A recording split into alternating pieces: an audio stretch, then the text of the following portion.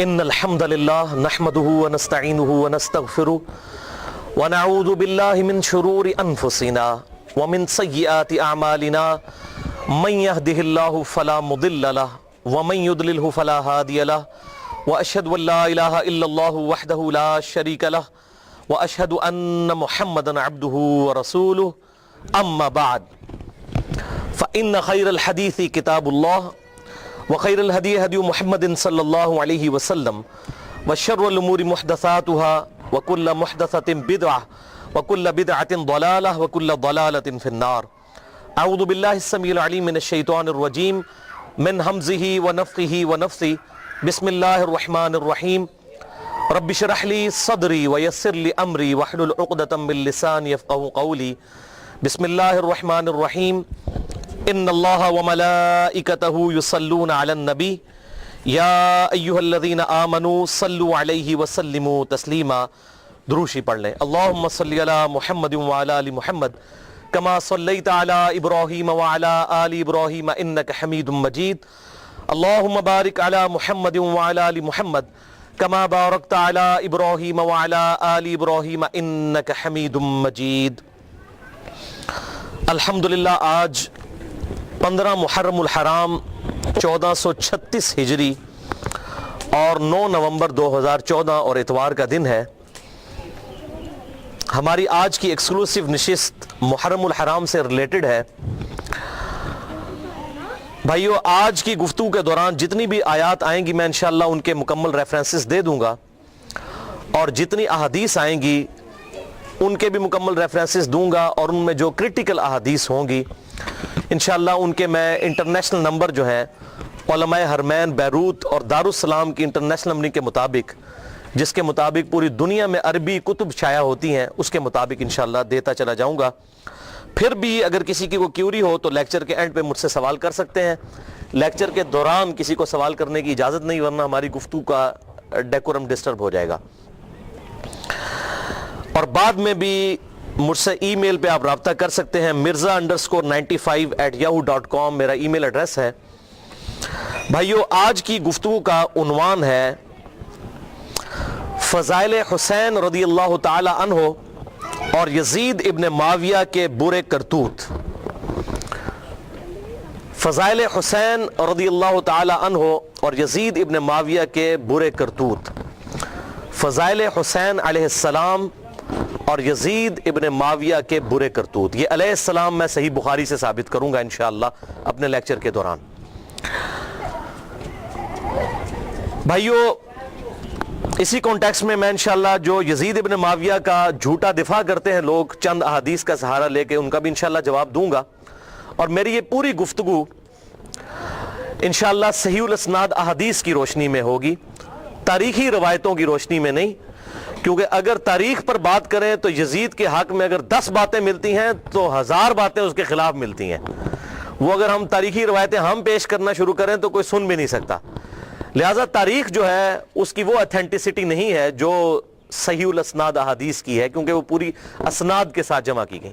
تاریخ تو حکمرانوں کی لکھوائی ہوئی ہے، جس کا جو دل کیا اس نے لکھوا دیا. یہ تو محدثین کا اس امت کے اوپر بڑا آپ سمجھیں کہ رحم انہوں نے کیا اس امت پر، اس حوالے سے کہ انہوں نے محنت کر کے صحیح الاسناد احادیث کو جمع کر دیا الحمدللہ. بھائی، حسینیت کے حوالے سے میرے آلریڈی 9 لیکچر ریکارڈ ہو چکے ہیں. میں صرف ان کے نمبرز بتا دیتا ہوں. آج انشاءاللہ تعالی 10واں ہوگا، اور تلک عشرۃ کاملہ 10 یہ مکمل ہو جائیں گے. مسئلہ نمبر 61، مسئلہ number 48، 55A، 55B، 65، 66A، 66B، 96 اور 101، اور انشاءاللہ آج 102 مسئلہ نمبر انشاءاللہ. آج کے لیکچر کے حوالے سے میں یہ ضروری سمجھتا ہوں کہ آپ کو اپنے ریسرچ پیپرز کا بھی تعارف کروا دوں. یہ میرے 2 ریسرچ پیپرز ہیں.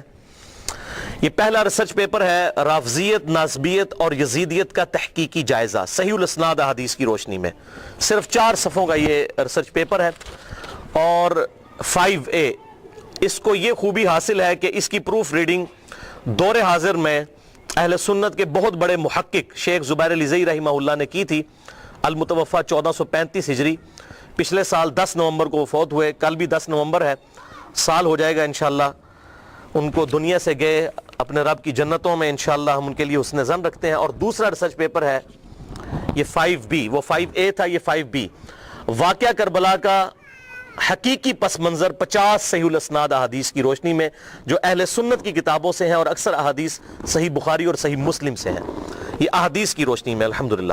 یہ دونوں ریسرچ پیپرز اور میرے لیکچرز جو ہیں وہ ہماری ویب سائٹ ahlsunnatpak.com پر موجود ہیں. اور ہمارے لیکچرز جو ہیں وہ ہمارا جو یوٹیوب کا چینل ہے انجینئر محمد علی مرزا میرے نام پر ہے، اور tune.pk کا چینل انجینئر محمد علی مرزا، اس پہ یہ تمام کے تمام لیکچرز الحمدللہ موجود ہیں. اور تمہیداً میں آخری بات آج کی گفتگو کے حوالے سے بھی کر دوں، جس کے بغیر میری تسلی نہیں ہوتی، کہ بھائیو الحمدللہ میری روٹی دین کے ساتھ نہیں جڑی ہوئی، اور میں اپنی ذات کی خاطر دین سے 1 روپیہ کمانے کو بھی حرام سمجھتا ہوں. کسی پر فتویٰ نہیں ہے، اپنی ذات کی خاطر. کیونکہ جو شخص اپنا سورس آف انکم دین کو بنا لے وہ فرقہ واریت میں پڑ جاتا ہے، پھر وہ کبھی حق بات نہیں کر سکتا. یہی وجہ ہے کہ میں نے فرقہ واریت کو 3 طلاقیں دے کر اور 4 تکبیریں پڑھ کر ہمیشہ کے لیے دفنا دیا ہے. اور اللہ تعالیٰ سے دعا کریں کہ اس دن سے پہلے کہ ہماری روٹی ہمارے دین کے ساتھ جڑ جائے، اللہ تعالیٰ ہمیں ایمان و عافیت کے ساتھ مدینہ شریف میں موت، بقیع غرقد میں مدفن، اور جنت الفردوس میں اپنے محبوب صلی اللہ علیہ وسلم کا پڑوس عطا فرمائے. آمین. گفتگو کی ڈیٹیل میں جانے سے پہلے ایک دفعہ دروشی پڑھ لیجئے. اللہم صلی علی محمد وعلی آل محمد کما صلیت علی ابراہیم وعلی آل ابراہیم انک حمید مجید. اللہم بارک علی محمد وعلی آل محمد کما بارکت علی ابراہیم وعلی آل ابراہیم انک حمید مجید. بھائیو، صحیح مسلم کے اندر حدیث ہے انٹرنیشنل نمبرنگ کے مطابق 533 نمبر، کہ امام کائنات سید الاولین والآخرین شفیع المذنبین رحمت للعالمین سیدنا و مولانا امام اعظم محمد رسول اللہ صلی اللہ علیہ وسلم نے ارشاد فرمایا کہ جو شخص وضو کرنے کے بعد ایک دفعہ پڑھ لے اشہد ان لا الہ الا اللہ وحدہ لا شریک لہ واشہد ان محمدا عبدہ ورسولہ، تو اللہ تعالیٰ جنت کے 8 دروازے اس کے لیے کھول دیتا ہے. الحمدللہ. تو جنت کے 8 دروازوں کی نسبت سے میں سیدنا حسین ابن علی رضی اللہ تعالی عنہما کے فضائل بیان کروں گا 8 صحیح الاسناد احادیث کی روشنی میں انشاءاللہ. ویسے احادیث تو درجنوں ہیں، لیکن یہ میں نے 8 چوز کی ہیں تاکہ ہماری گفتگو جو ہے وہ ان ٹائم مکمل ہو جائے. پہلی حدیث جو اہل سنت اور اہل تشیع کے ہاں کامن ہے. اہل سنت کہلوانے والے تینوں گروہ بریلوی، دیوبندی اور سلفی یعنی اہل حدیث، اور اہل تشیع بھی اس حدیث کے اوپر اتفاق کرتے ہیں، اور اسی سے وہ نظریہ بھی اڈاپٹ کیا گیا 5 تن پاک کا جو اکثر ہم سنتے ہیں. وہ اس حوالے سے نہیں ہے کہ 5 تن پاک سے مراد معصومین کا عقیدہ ہے. 5 تن پاک سے مراد یہ پرٹیکولر آپ صلی اللہ علیہ وسلم کے اہل بیت 4 اور آپ صلی اللہ علیہ وسلم کی مبارک ذات، ان کے بارے میں پرٹیکولر یہ فضیلت ہے. اور اہل سنت کے ہاں صحیح مسلم میں یہ حدیث پائی جاتی ہے انٹرنیشنل نمبرنگ کے مطابق 6261. اما عائشہ رضی اللہ تعالی عنہا کا بیان ہے کہ ایک دن آپ صلی اللہ علیہ وسلم اپنے گھر سے اس حالت میں برآمد ہوئے کہ آپ صلی اللہ علیہ وسلم نے کالی چادر اوڑھی ہوئی تھی جس پہ اونٹ کے کجاووں کی شکل کی، ہنڈیوں کی شکل کی چھوٹی چھوٹی تصویریں بنی ہوئی تھی، جیسے ہنڈیا بنی ہوئی ہوتی ہے، جاندار کی تصویر نہیں، ہنڈیا کی تصویر. یہ آپ صلی اللہ علیہ وسلم نے مبارک چادر اوڑھی ہوئی تھی. اتنے میں سیدنا حسن ابن علی آئے تو آپ صلی اللہ علیہ وسلم نے اپنی اس کالی چادر کے نیچے ان کو لے لیا. پھر سیدنا حسین آئے، ان کو بھی لیا. اس کے بعد سیدہ فاطمہ آئی، ان کو بھی لیا. پھر سیدنا علی آئے رضی اللہ عنہم اجمعین، ان کو بھی لیا. اور پھر آپ صلی اللہ علیہ وسلم نے اللہ کے حضور یہ آیت تلاوت کی، سورہ الاحزاب کی آیت نمبر 33، انما یرید اللہ لیذھب عنکم الرجس اہل البیت ویطہرکم تطہیرا. بے شک اللہ تو یہ چاہتا ہے اے نبی کے گھر والو تم سے ہر طرح کی ناپاکی دور کر دے اور تمہیں خوب صاف ستھرا کر دے. الحمدللہ یہ آیت مبارکہ آپ صلی اللہ علیہ وسلم نے تلاوت کی. اور اہل بیت میں اعزازی طور پر آپ صلی اللہ علیہ وسلم نے سیدنا علی کو بھی شامل کیا. باقی تو ویسے ہی اہل بیت تھے، سیدہ فاطمہ حضور کی اولاد، حسن و حسین بھی اولاد، لیکن سیدنا علی کو بھی شامل کیا. آپ صلی اللہ علیہ وسلم کی ازواج مطہرات بھی، بیویاں بھی اہل بیت ہیں، اور آپ صلی اللہ علیہ وسلم نے پروٹوکول کے طور پر سیدنا علی کو بھی اہل بیت میں شامل کیا. حسن حسین اور سیدہ فاطمہ تو پہلے ہی اس میں شامل ہیں, آپ صلی اللہ علیہ وسلم کی اولاد ہے الحمدللہ. دوسری حدیث صحیح مسلم میں انٹرنیشنل نمبرنگ کے مطابق 6220 نمبر ہے کہ سیدنا سعد ابن ابی وقاص رضی اللہ تعالیٰ عنہ کا بیان ہے کہ جب آیت مباہلہ نازل ہوئی, نجران کے عیسائیوں کے ساتھ آپ صلی اللہ علیہ وسلم کی ڈیبیٹ ہوئی, اور ایز اے لاسٹ ریزارٹ آپ صلی اللہ علیہ وسلم نے ان کو مباہلے کا چیلنج دیا, اور اس کا ذکر سورہ آل عمران کی آیت نمبر 61 میں موجود ہے.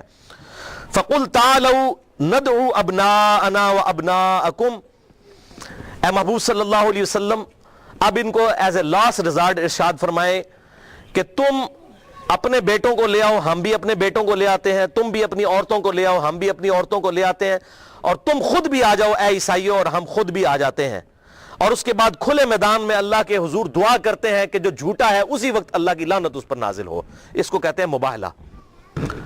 تو یہ حدیث صحیح مسلم میں انٹرنیشنل نمبر کے مطابق 6220 نمبر حدیث ہے کہ آپ صلی اللہ علیہ وسلم نے آیت مباہلہ کے موقع پر سیدنا حسن, سیدنا حسین, سیدنا علی اور سیدہ فاطمہ رضی اللہ عنہم اجمعین ان کو اپنے ساتھ لیا مباہلے کے لیے, اور آپ صلی اللہ علیہ وسلم نے اپنی کسی بیوی کو بھی ساتھ نہیں لیا, ان کو لیا ساتھ. صحیح مسلم انٹرنیشنل نمبر کے مطابق 6220.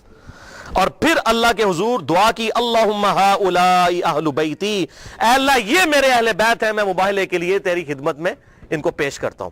لیکن سامنے سے وہ عیسائی ڈر گئے, جب حسن و حسین کو دیکھا, ان کے نورانی چہرے دیکھے, تو وہ مباہلہ انہوں نے نہیں کیا. کاش مباہلہ کر لیتے تو جان ہی چھوٹ جاتی ان سے. تو وہ بھاگ گئے, ان کو پتہ لگ گیا کہ یہ جھوٹے پیغمبر نہیں ہیں جن کی اولاد کو اللہ تبارک و تعالیٰ نے ایسا روب دیا ہے. چھوٹی سی عمر میں ان کا روب ان کے اوپر پڑ گیا اور مباہلے کے لیے وہ سامنے نہیں آئے. صحیح مسلم 6220. یہ بہت بڑی فضیلت ہے, اور یہ فضیلت سیدنا سعد ابن ابی وقاص نے صحیح مسلم کی اسی حدیث میں آتا ہے, اس موقع پر سیدنا معاویہ رضی اللہ تعالیٰ عنہ کو بیان کی جب انہوں نے سعد ابن ابی وقاص کو مجبور کیا کہ وہ حضرت علی پر لعنت کریں. تو انہوں نے کہا نہیں معاویہ, میں نے رسول اللہ سے 3 باتیں ایسی سنی ہیں علی کے بارے میں, ایک بھی مجھے مل جاتی حالانکہ میں جنتی ہوں تو میرے لیے دنیا اور جو کچھ ہے اس سے بڑھ کر عزیز ہوتا مجھے. اس میں ایک بات یہ تھی. دوسری انہوں نے کہا غزوہ خیبر کے موقع پر آپ صلی اللہ علیہ وسلم نے فرمایا تھا کل اس شخص کے ہاتھ میں جھنڈا دوں گا جو اللہ اور اس کے رسول سے محبت کرتا ہے, اللہ اور اس کا رسول اس سے محبت کرتے ہیں. ہمیں پوری رات نیند نہیں آئی اور آپ صلی اللہ علیہ وسلم نے سیدنا علی کو جھنڈا دیا. اور صحیح مسلم میں یہاں تک ہے کہ حضرت عمر کہتے ہیں مجھے پوری زندگی علی پر رشک رہے گا کہ وہ جھنڈا علی کو ملا اور مجھے نہیں ملا. یہ صحیح حدیث صحیح مسلم میں ہے. اور ایک جھوٹی حدیث عوام میں مشہور ہے کہ حضرت عمر کہتے تھے مجھے ابو بکر کی ایک رات کی نیکی مل جائے پوری زندگی دے دوں. یہ جھوٹی حدیث ہے. شیخ البانی بھی اسے کہتے ہیں یہ فیبریکیٹڈ موضوع حدیث ہے, اور سنن بہیقی میں ہے, ہماری مین سٹریم کی کسی کتاب میں بھی نہیں ہے. اور شیخ زبیر علی زئی صاحب بھی اسے جھوٹی حدیث کہتے ہیں. اور جو سچی حدیث ہے وہ شیعہ سنی اختلاف کی نظر ہو گئی جو صحیح مسلم کے اندر تھی کہ حضرت عمر کہتے ہیں میں علی پر رشک کروں گا, اور کہتے ہیں اللہ کی قسم یہ پہلا موقع تھا مجھے خواہش ہوئی کہ مجھے حضور کوئی عہدہ دیں غزوہ خیبر کے موقع پر, لیکن آپ صلی اللہ علیہ وسلم نے سیدنا علی کو دیا. اور تیسری بات سعد ابن ابی وقاص نے کہی کہ معاویہ سن لے, جب تبوک کا موقع آیا تو آپ صلی اللہ علیہ وسلم پہلی دفعہ حضرت علی کو گھر چھوڑ کر جا رہے تھے. حضرت علی رو پڑے کہ میں آپ کے ساتھ یہ پہلا موقع ہے شامل نہیں ہوں گا. تو آپ صلی اللہ علیہ وسلم نے فرمایا کہ علی تو اس بات پر راضی نہیں کہ تیری میرے ساتھ وہی نسبت ہے جو ہارون کی موسیٰ کے ساتھ ہے, مگر میرے بعد کوئی نبی نہیں. یہ تینوں باتیں اسی حدیث میں ہیں 6220 صحیح مسلم میں فضائل علی والے چیپٹر میں انٹرنیشنل نمبرنگ کے مطابق. تیسری حدیث صحیح بخاری میں ہے انٹرنیشنل نمبرنگ کے مطابق 3753 کہ عبداللہ بن عمر رضی اللہ تعالی عنہما کے پاس ایک عراقی شخص آیا اور اس نے کہا کہ بتائیے کہ اگر کوئی شخص احرام کی حالت میں مکھی یا مچھر مار لے تو اس کا کفارہ کیا ہے. اگر کوئی جانور مار لے اس کا تو قرآن میں آتا ہے کہ اس کے نعم البدل اتنا ہی جانور جو ہے وہ حدود حرم میں ذبح کیا جائے گا. تو اگر کوئی مچھر یا مکھی مار لے تو اس کا کفارہ کیا ہے. تو آپ نے کہا یہ سوال پوچھنے والے کون ہیں, بتایا گیا یہ عراقی نجدی لوگ ہیں. تو ابن عمر نے کہا کہ تم مجھ سے مکھی اور مچھر کا مسئلہ پوچھتے ہو عراقیوں, حالانکہ تم نے اللہ کے نبی کے نواسے کو قتل کر دیا جن کے بارے میں میں نے خود حضور صلی اللہ علیہ وسلم سے سنا تھا کہ حسن اور حسین دنیا میں میرے 2 پھول ہیں. صحیح بخاری 3753. چوتھی حدیث جامعہ ترمذی میں انٹرنیشنل نمبر کے مطابق 3781 نمبر حدیث ہے. رازدار رسول حذیفہ ابن یمان رضی اللہ تعالیٰ عنہ کہتے ہیں کہ آپ صلی اللہ علیہ وسلم نے مجھ سے ارشاد فرمایا کہ اے حذیفہ، آج میرے پاس اللہ نے وہ فرشتہ بھیجا ہے جو آج سے پہلے کبھی دنیا پہ نازل نہیں ہوا، پہلی دفعہ آیا ہے اور خاص خبر لے کر آیا ہے، اور اس نے مجھے خبر دی ہے کہ میرے بیٹے حسن و حسین جنتی نوجوانوں کے سردار ہیں اور میری بیٹی فاطمہ جنتی عورتوں کی سردار ہے۔ الحمدللہ۔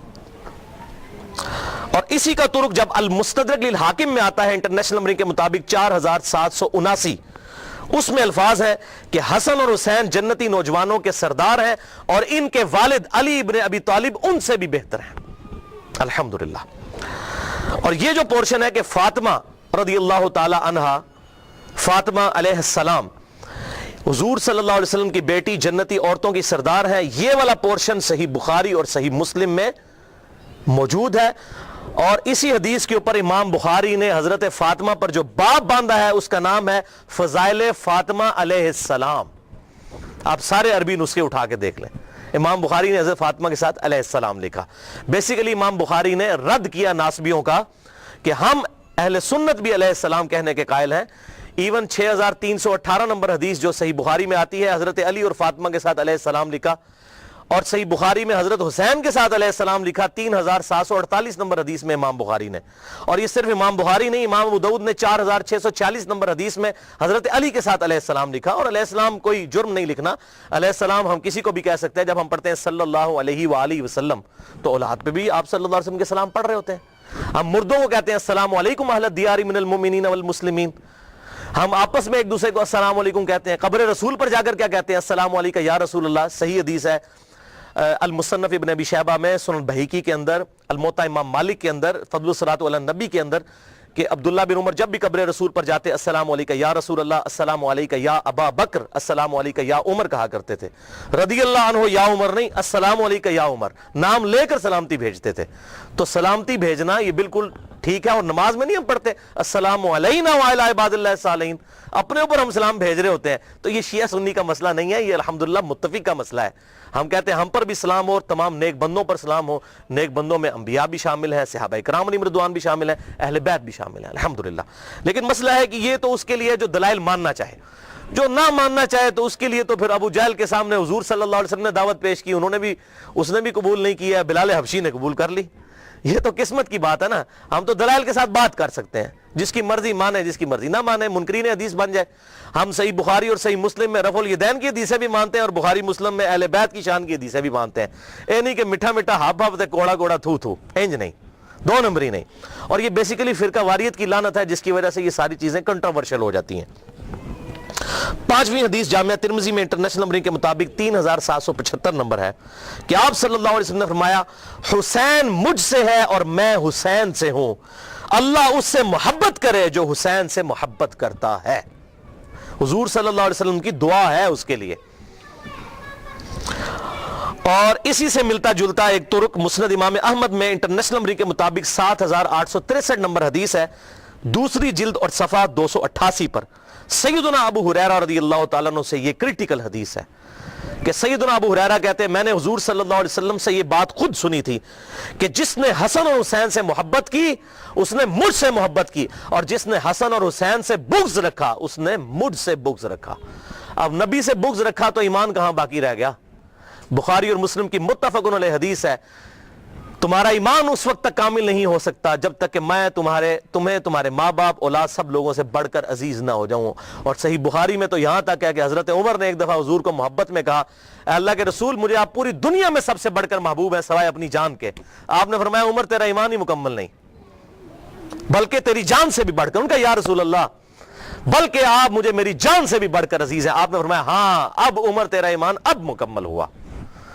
تو جس نے حسن و حسین سے محبت کی اس نے مجھ سے محبت کی، اور جس نے حسن و حسین سے بغض رکھا اس نے مجھ سے بغض رکھا۔ 6 حدیث صحیح بخاری کے اندر ہے، یہ وہ حدیث ہے انٹرنیشنل نمبرنگ کے مطابق 3748 جس حدیث میں امام حسین کے ساتھ علیہ السلام لکھا ہے امام بخاری رحمہ اللہ نے الحمدللہ۔ اور لکھتے ہیں کہ جب حسین علیہ السلام کا سر مبارک کاٹ کر یزید کے گورنر عبید اللہ ابن زیاد کے سامنے لا کر رکھا گیا تشت میں، اس کی ٹیبل پہ، آپ اندازہ کریں اس امت نے کیا کیا۔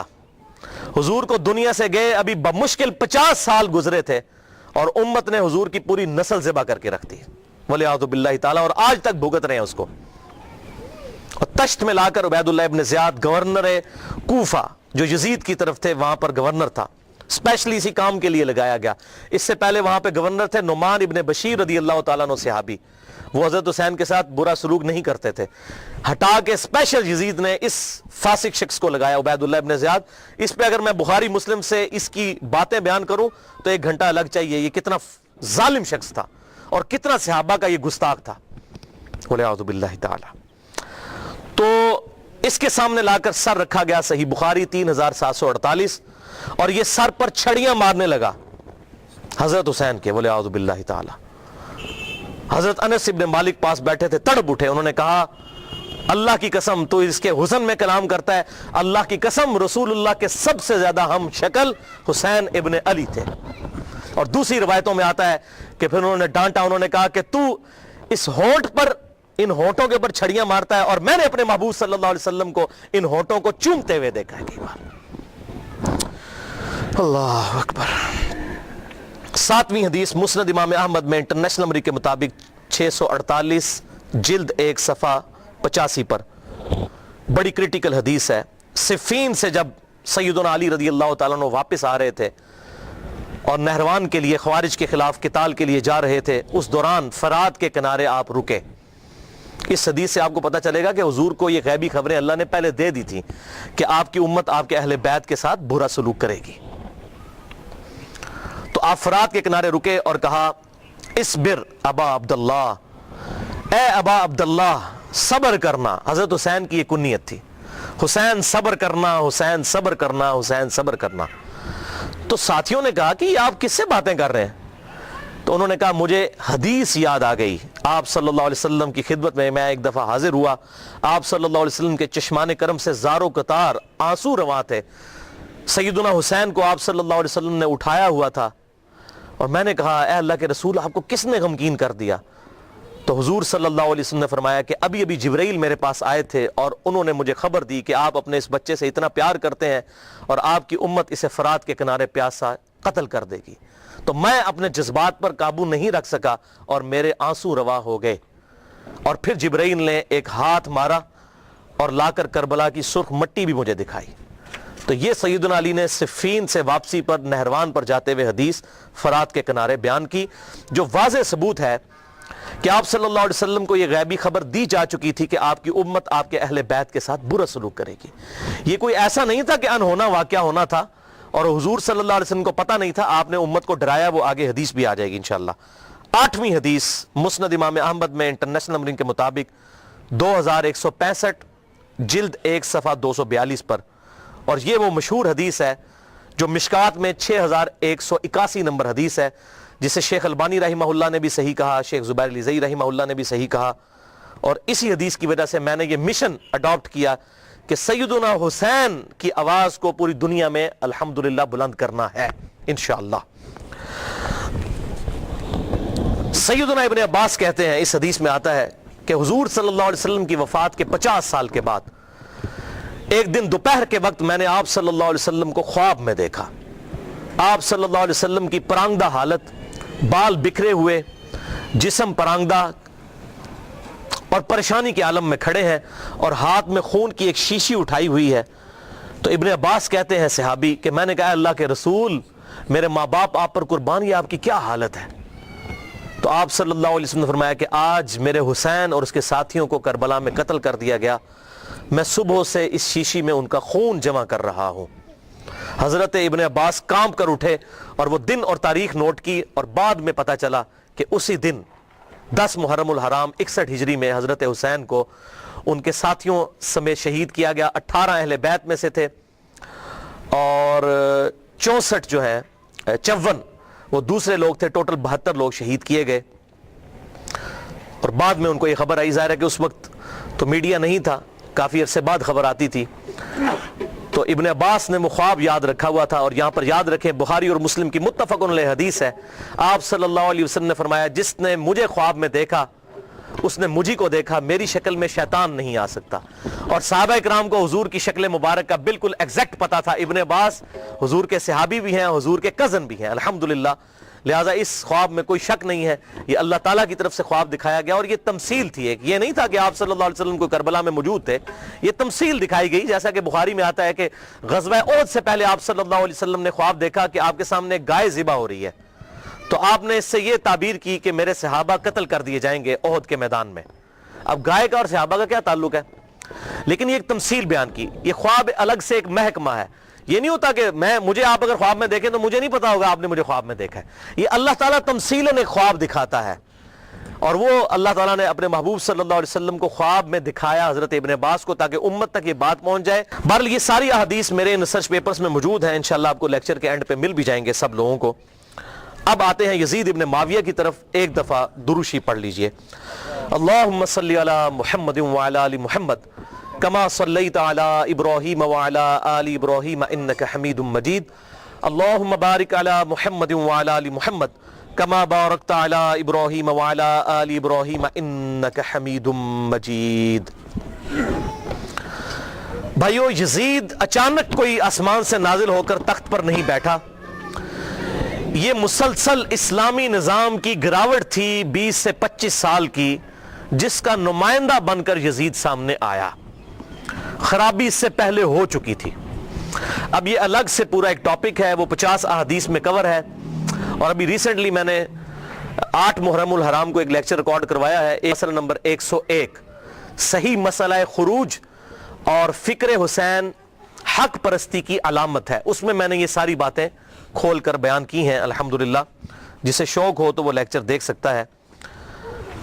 بہرحال یہاں پر میں ایک حدیث ضرور بیان کروں گا کہ ہمارے محبوب امام کائنات سید الاولین والآخرین شفیع المذنبین رحمت للعالمین سیدنا و مولانا امام اعظم محمد رسول اللہ صلی اللہ علیہ وآلہ وسلم نے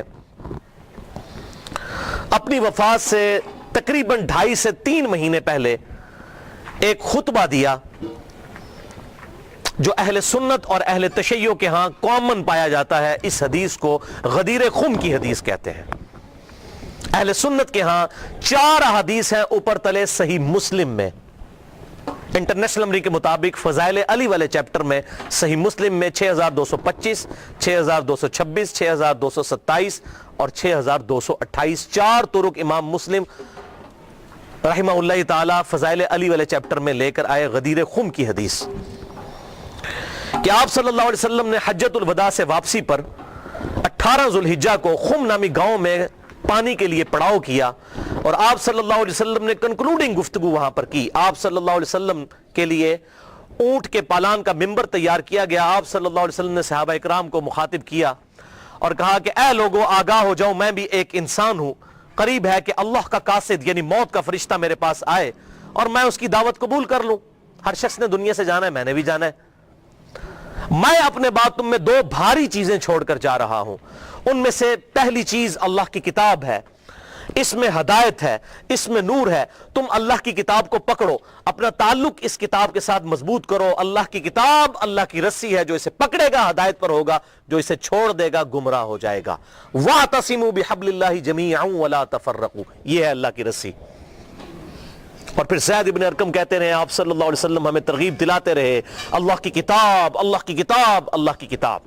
اس کے بعد آپ صلی اللہ علیہ وسلم نے ارشاد فرمایا، دوسری چیز، بھاری چیز میرے اہل بیت ہیں، میں اپنے اہل بیت کے معاملے میں تمہیں اللہ کا خوف دلاتا ہوں، میں اپنے اہل بیت کے معاملے میں تمہیں اللہ کا خوف دلاتا ہوں، میں اپنے اہل بیت کے معاملے میں تمہیں اللہ کا خوف دلاتا ہوں۔ لیکن امت نہیں ڈری، اور یہ حدیث ہے صحیح مسلم میں، جو اہل سنت کے بڑے بڑے علماء کو بھی نہیں پتا کہ صحیح مسلم میں یہ 4 حدیثیں ہیں۔ کیوں؟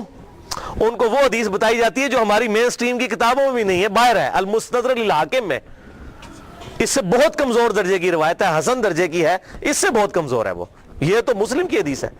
انٹرنیشنل نمبر کے مطابق المستدرک للحاکم میں کتاب العلم چیپٹر میں 318 نمبر حدیث، کہ میں اپنے بعد 2 ایسی چیزیں چھوڑ کر جا رہا ہوں جن کو مضبوطی سے پکڑ لوگے کبھی گمراہ نہیں ہوگے، ایک اللہ کی کتاب اور دوسرے اس کے رسول صلی اللہ علیہ وسلم کی سنت۔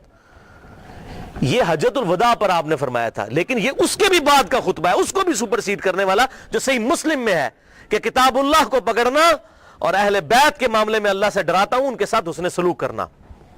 لیکن امت نے اہل بیت کا وہ حشر کیا کہ کسی نبی کی امت نے اپنے نبی کے ماننے والوں کے ساتھ یہ نہیں کیا. کافروں نے ضرور کیا, لیکن یہ ایک یونیک مثال ہے کہ مسلمانوں نے جو نمازوں میں اللہم صلی علی محمد وعلی آل محمد پڑھتے رہے اور آل محمد ذبح کر دی. تو درود شریف کس منہ سے پڑھتے ہیں؟ وَلِعَاذُ بِاللَّهِ تَعَالَى. تو آپ صلی اللہ علیہ وسلم نے فرمایا کہ میں اپنے اہل بیت کے معاملے میں تمہیں اللہ سے ڈراتا ہوں. اور باقی کتابوں میں یہ حدیث پھر اس سے بھی آگے چلتی ہے صحیح سند کے ساتھ. جامعہ ترمذی میں 3713, مسند امام احمد میں 19321, سنن نسائی الکبریٰ میں 8478 اور امام ابن ابی عاصم کی کتاب السنہ میں 1158 نمبر. یہ 4 میں نے حوالے دے دی ہیں. یہ حدیث آگے بھی چلتی ہے اور شیخ البانی رحمہ اللہ نے اپنے سلسلہ احادیث صحیحہ میں 1750 نمبر حدیث کے اندر یہی احادیث کے کم از کم 22 طرق لیے 22 صحابہ سے اور کہا کہ حدیث متواترہ ہے غدیر خم کی حدیث. اور شیخ زبیر علی زئی صاحب نے بھی مشکات کی تحکیم کے دوران 6091 نمبر حدیث اور 6103 نمبر حدیث کے فٹ نوٹ پہ لکھا کہ یہ حدیث متواترہ ہے غدیر خم کی حدیث, جو آگے بھی چلتی ہے کہ پھر آپ صلی اللہ علیہ وسلم نے سورۃ الاحزاب کی آیت نمبر 6 تلاوت کی. النبی اولا بالمؤمنین من انفسہم وازواجہ امہاتہم. نبی صلی اللہ علیہ وسلم مومنین کی جانوں پر ان کی جانوں سے بڑھ کر حق رکھتے ہیں اور نبی کی بیویاں امت کی مائیں ہیں. پھر آپ صلی اللہ علیہ وسلم نے صحابہ کرام سے مخاطب ہو کر کہا غدیر خم پر, اے میرے صحاب اس آیت کی روشنی میں کیا تم گواہی دیتے ہو کہ اللہ تمہارا رب ہے؟ سب نے کہا بلا یا رسول اللہ, کیوں نہیں یا رسول اللہ صلی اللہ علیہ وسلم. پھر آپ صلی اللہ علیہ وسلم نے فرمایا کہ کیا تم اللہ اور اس کے رسول کو سب سے بڑھ کر محبوب رکھتے ہو اس آیت کے تحت؟ سب نے کہا یا رسول اللہ کیوں نہیں. پھر آپ صلی اللہ علیہ وسلم نے مولا علی کا ہاتھ پکڑا وہاں پر غدیر خم پہ اور یوں صحابہ کے درمیان بلند کیا. پھر آپ نے کہا من کنت مولاہ فہذا علی مولاہ. پھر جو مجھے دلی محبوب رکھتا ہے وہ علی کو بھی دلی محبوب رکھے, جس کا مولا میں اس کا مولا علی. اور پھر اسی حالت میں آپ نے فرمایا اے اللہ اس سے محبت رکھ جو علی سے محبت رکھے, اس سے بغض رکھ جو علی سے بغض رکھے. اس موقع پر آپ صلی اللہ علیہ وسلم نے ارشاد فرمایا. تو مولا کا مطلب ہے دلی محبوب, مشکل کشا, حاجت روا نہیں. مولانا ہم اپنے مولویوں کو جو کہہ رہے ہوتے ہیں مولانا, اس کا کیا مطلب ہوتا ہے؟ ہمارے دلی محبوب. قرآن میں آیا سورہ تحریم کی آیت نمبر 4 میں فَإِنَّ اللَّهَ هُوَ مَوْلَاهُ وَجِبْرِيلُ وَصَالِحُ الْمُؤْمِنِينَ. نبی کا مولا ہے اللہ, جبریل, ایمان والے اور تمام فرشتے نبی کے مولا ہیں اور نبی ان کے مولا ہیں دلی محبوب. جو مولا کا مشکل کشا والا معنی ہے وہ اللہ کے لیے خاص ہے. یہاں پر معنی آپ دیکھیں کیا کہا کہ میں تم پر تمہاری جانوں سے بڑھ کر حق رکھتا ہوں, دلی محبوب. النبی اولا بالمؤمنین, نبی اولا ہے. اولا مولا یہ تمام الفاظ دلی محبوب کے لیے, جگری یار کے لیے. تو یہ اس کا مشکل کشا معنی لینا بالکل ظلم ہے بھائیو. قرآن پاک میں واضح طور پر آیا ایاک نعبد و ایاک نستعین, اے اللہ ہم صرف تیری ہی عبادت کرتے ہیں, غائب میں مدد کے لیے صرف تجھی کو پکارتے ہیں. یہ تو جھگڑا ہی نہیں ہے کہ سیدنا علی رضی اللہ تعالیٰ عنہ کو اختیار ہے یا نہیں. مولا علی کو اختیار ہو, شیخ عبد القادر جیلانی کو اگر اختیار ہو تب بھی ان کو غائب میں دعا کے لیے نہیں پکار سکتے. مولا علی اپنی نمازوں میں اللہ کو پکارتے تھے. مولا علی کا ماننے والا وہی ہوگا جو مولا علی کی سنت پر عمل کرتے ہوئے اللہ کو پکارے گا, یا حی یا قیوم برحمتک استغیث, حسبنا اللہ ونعم الوکیل, لا الہ الا انت سبحانک انی کنت من الظالمین. بارش کون برساتا ہے؟ اللہ. ڈیوٹی کس کی ہے؟ فرشتوں کی. تو بارش فرشتوں سے مانگیں گے یا اللہ سے؟ اللہ سے. تو سیدنا علی کو اگر اختیار ہو بھی تب بھی ان کو پکاریں گے نہیں. ہاں ظاہری اسباب وہ معاملہ بالکل ڈیفرنٹ ہے.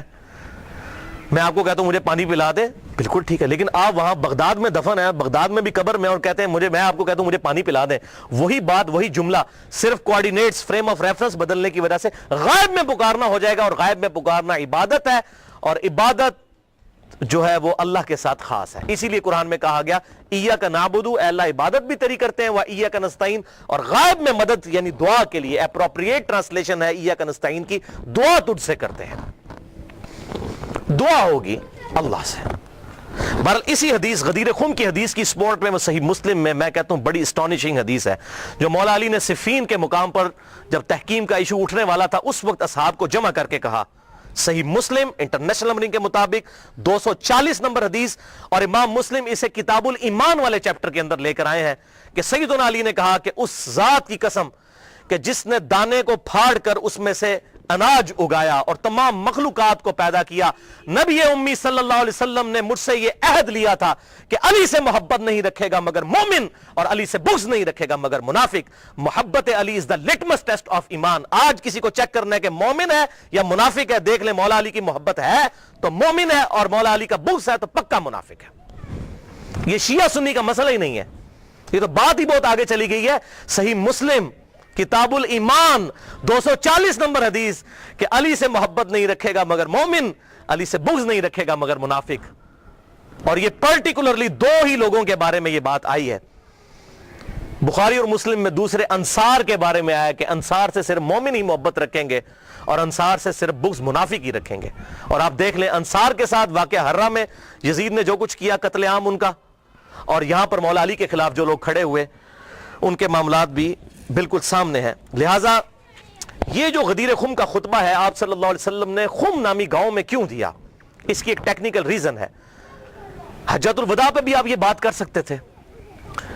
آپ نے خم نامی گاؤں میں اس لیے خطبہ دیا کہ اس موقع کے اوپر سب لوگ جا چکے تھے سوائے اہل شام کے اور اہل مدینہ کے, اور یہی بدبخت شامی تھے جو بعد میں مولا علی کے خلاف صفین میں کھڑے ہوئے.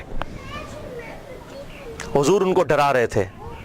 اور دیکھیں اس کے بعد کیا ہو سکتا ہے, من کنت مولاہ فہذا علی مولاہ, بات ہی کچھ نہیں رہ جاتی. اور اہل مدینہ میں بھی ایسے لوگ شامل, پھر اہل مدینہ کے اوپر ظلم بھی ہوئے. آپ صلی اللہ علیہ وسلم نے پہلے ان کو خبردار کر دیا. یہ تھی اس کی حکمت, اور آنے والے وقت کے بارے میں اشارہ تھا کہ یہ معاملات ان کے ساتھ ہوں گے. بہرحال اس معاملے میں جن لوگوں نے بھی سیدنا علی کے ساتھ زیادتی کی, چاہے وہ حضرت امیر معاویہ رضی اللہ تعالیٰ عنہ ہوں, یا حضرت مغیرہ ابن شعبہ رضی اللہ عنہ ہوں, یا حضرت عمر ابن عاص رضی اللہ عنہ ہوں, ہم کسی پر لعنت کرنے کے قائل نہیں ہیں. لیکن لیکن لیکن ان کی غلطیوں کا جھوٹا دفاع بھی نہیں کرتے, اور نہ ہم رافضیوں کی طرح ان پر لعنت کرتے ہیں. ان کا معاملہ ہم اللہ کے سپرد کرتے ہیں. غلطی جو ہے 100 بسم اللہ بیان ہوگی. حضرت آدم سے زیادہ کسی کا مرتبہ نہیں, 7 دفعہ ان کی غلطی بھی قرآن میں بیان ہوئی ہے. غلطی بیان کرنے کا مقصد یہ نہیں ہوتا آپ نے کسی کو ذلیل کر دیا, ورنہ یہ محدثین نے ذلیل کیا معاذ اللہ. اگر یہ چیز ہوتی اور بخاری اور مسلم میں یہ حدیث کیوں آتی, تو اس پہ میرا پورا ایک علیحدہ سے ریسرچ پیپر یہ والا میں نے جو بتایا, اور لیکچرز بھی موجود ہے کہ کس طرح حضرت علی کو جمعے کے خطبوں میں گالیاں نکالی جاتی تھیں. بخاری میں, مسلم میں, ابو داؤد میں, ترمذی میں, نسائی میں, ابن ماجہ میں کتنی احادیث موجود ہیں. تو یہ ممبروں پر مولا علی پر لعنت کرنے کی بدعت بنو امیہ کے دور میں جاری ہوئی. لہٰذا شیعان علی وہ ہوں گے جو علی کی سنت پر عمل کریں گے. مولا علی کو خوارج نے کافر کہا, لیکن مولا علی نے ان کے جنازے خود پڑھائے اور کہا کہ یہ میرے بھائی تھے, بگوڑے ہو گئے, میں ان کو مسلمان سمجھتا ہوں, اور ان کے لیے دعا کی اللہم اغفر لحینا و میتنا. جبکہ دوسری طرف بنو امیہ کے ماننے والے وہ لوگ ہیں جو حضرت علی پر ممبروں پر لعنت کرتے تھے, اور آج ان کی باقیات اس فارم میں موجود ہیں کہ وہ باقی صاحب کے اوپر لعنت کرتے ہیں. مولا علی کا ماننے والا وہ ہوگا جو بنو امیہ کی بدعت پر نہ چلے, مولا علی کی سنت پر چلے. یہ فرق سمجھ لیجئے. تو شیعان علی سے مراد علی کے گروہ کے لوگ. خالی ٹائٹل لگا لینے سے نہیں. آج سنی کون کون نہیں اپنے آپ کہتا, بریلوی کہتے ہیں ہم سنی ہیں, دیوبندی کہتے ہیں ہم سنی ہیں, اہل حدیث کہتے ہیں ہم سنی ہیں, لیکن ایک دوسرے سے پوچھیں وہ کہتے ہیں نہیں اسی سنی ہے, دوسرا سنی نہیں ہے. تو ٹائٹل آپ لگاتے رہے بے شک. شراب کی بوتل کے بعد روح افزا لکھ لینے سے روح افزا بن جائے گی یا جامع شیری بن جائے گی؟ نہیں. اصل تو بات یہ کہ واقعی علی کا شیعہ کون ہے. شیعہ علی کا وہی ہوگا, علی کے گروہ کا آدمی وہی ہوگا جو مولا علی کی سنت پر عمل کرنے والا ہوگا. اور مولا علی نے ہمیں یہی درس دیا ہے کہ کسی بھی شخص کے اوپر لعنت نہ کی جائے. یہ لعنت کرنا تو بنو امیہ کی بدعت ہے. جو ان کے طریقے پر چلنا چاہتے ہیں اور ان کی پارٹی میں قیامت والے دن اٹھنا چاہتے ہیں تو بے شک اٹھیں. ہم تو مولا علی کے ساتھ ہیں, دنیا میں بھی انشاءاللہ اور آخرت میں بھی انشاءاللہ مولا علی کے ساتھ اٹھائے جائیں گے انشاءاللہ تعالی, اور اہل بیت کے ساتھ. بہرحال یزید ابن معاویہ کے جو برے کرتوت ہیں اس پہ تو گھنٹوں گفتگو کی جا سکتی ہے. اس حوالے سے اس امت میں بہت بڑی خدمت کی ہے. اہل سنت کے بہت بڑے ایک امام گزرے ہیں آج سے 900 سال پہلے. امام عبد الرحمن بن علی بن محمد بن الجوزی, المتوفا 597 ہجری, 597 ہجری میں فوت ہوئے. آج 1436 ہجری ہے, 900 سال پہلے. انہوں نے ایک کتاب لکھی اور یہ شیخ عبد القادر جیلانی رحمۃ اللہ علیہ المتوفا 561 ہجری کے شاگرد بھی ہیں، محدث ابن جوزی۔ ان کو اہل سنت کہلوانے والے تینوں گروہ اپنا امام مانتے ہیں، بریلوی، دیوبندی، سلفی یعنی اہل حدیث، اور اہل تشیع بھی ان کو بڑی قدر کی نگاہ سے دیکھتے ہیں۔ محدث ابن جوزی کو ان کی بہت خدمات ہیں حدیث کی فیلڈ کے اعتبار سے، حتیٰ کہ امام ابن تیمیہ اور حافظ ابن کثیر اور اس طرح کے بڑے بڑے جو لوگ ہیں، جو خصوصاً اہل حدیث مکتب فکر کے لوگ جن کو بڑا اپنا امام مانتے ہیں، وہ ان کو بہت عزت کی نگاہ سے دیکھتے تھے، اور ان کی بڑی تعریفیں کی ہیں انہوں نے اپنی کتابوں میں، کیونکہ یہ تو ان سے بھی بہت پہلے گزرے ہیں۔ ان کے زمانے میں ایک یزیدی تھا مولوی، اس کا نام تھا عبد المغیث۔ اس نے ایک کتاب لکھی کہ یزید کو ہمیں برا نہیں کہنا چاہیے، یہ سب اس کے اوپر جھوٹے الزام ہیں، حتیٰ کہ بخاری مسلم میں بھی جو حدیثیں آئی ہیں اس نے کہا یہ بس اسی طرح ہیں، جس طرح آج بھی منکرین حدیث ہے نا، وہ بخاری مسلم کی حدیثوں کو کہتے ہیں ہم نہیں ان حدیثوں کو مانتے، تو منکرین حدیث ہمیشہ سے رہے ہیں۔ تو اس نے وہ حکومتی ملے ہوتے ہیں نا، حکومتوں سے پیسہ لے کے تو فتوے دیتے ہیں، آج بھی لوگ دیتے ہیں، تو اس نے ایک کتاب لکھی عبد المغیث نے۔ تو اس وقت پھر محدث ابن جوزی میدان میں اترے اور انہوں نے یہ کتاب لکھی، الرد علی المتعصب العنید المانع من ذم یزید۔ یہ اس سرکش اور ضدی کا رد ہے جو یزید کی مذمت کرنے کو برا سمجھتا ہے، یہ کتاب کا نام انہوں نے رکھا۔ اور پھر وہ پول کھولے کہ کسی کا انہوں نے لحاظ نہیں کیا، اور جو کر سکتے تھے انہوں نے کیا۔ الحمدللہ یہ کتاب امام ابن تیمیہ المتوفا 728 ہجری، حافظ ابن کثیر المتوفا 774 ہجری اور بڑے بڑے اہل سنت کے ائمہ نے اس کتاب کی بڑی تعریف کی ہے، اپنی کتابوں میں لکھا، اور البدایہ والنہایہ تاریخ ابن کثیر میں حافظ ابن کثیر نے اس کتاب کو مینشن کر کے کہا کہ اس کتاب نے امت کا دل ٹھنڈا کر دیا ہے، اور بڑی صحیح طریقے سے پٹائی کی ہے یزیدی پارٹی کی ابن جوزی نے، یہ ابن کثیر نے لکھا۔ اور یہ کتاب الحمدللہ اردو ترجمے کے ساتھ شائع ہو چکی ہے۔ شاہ نفیس اکیڈمی لاہور والوں نے، جو دیوبند مکتبہ فکر کا ایک ادارہ ہے، انہوں نے اس کا ترجمہ شائع کر دیا ہے۔ ہماری ویب سائٹ اہل سنت پاک .com پہ اس کا PDF موجود ہے، ڈاؤن لوڈ بھی آپ کر سکتے ہیں۔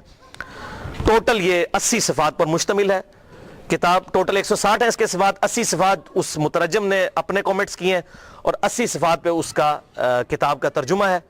ماشاءاللہ انہوں نے حق کھول کر بیان کیا ہے، ائمہ اہل سنت کی رائے کیا تھی یزید کے بارے میں۔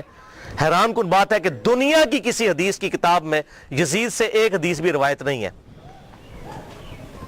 حضرت ابو بکر کے بیٹوں کی حدیثیں بخاری اور مسلم میں ہیں، حضرت عمر کے بیٹوں کی حدیثیں بخاری اور مسلم میں ہیں، حضرت علی کے بیٹوں کی حدیثیں بخاری اور مسلم میں ہیں، لیکن یزید کی کوئی روایت دنیا کی کسی کتاب میں موجود نہیں ہے۔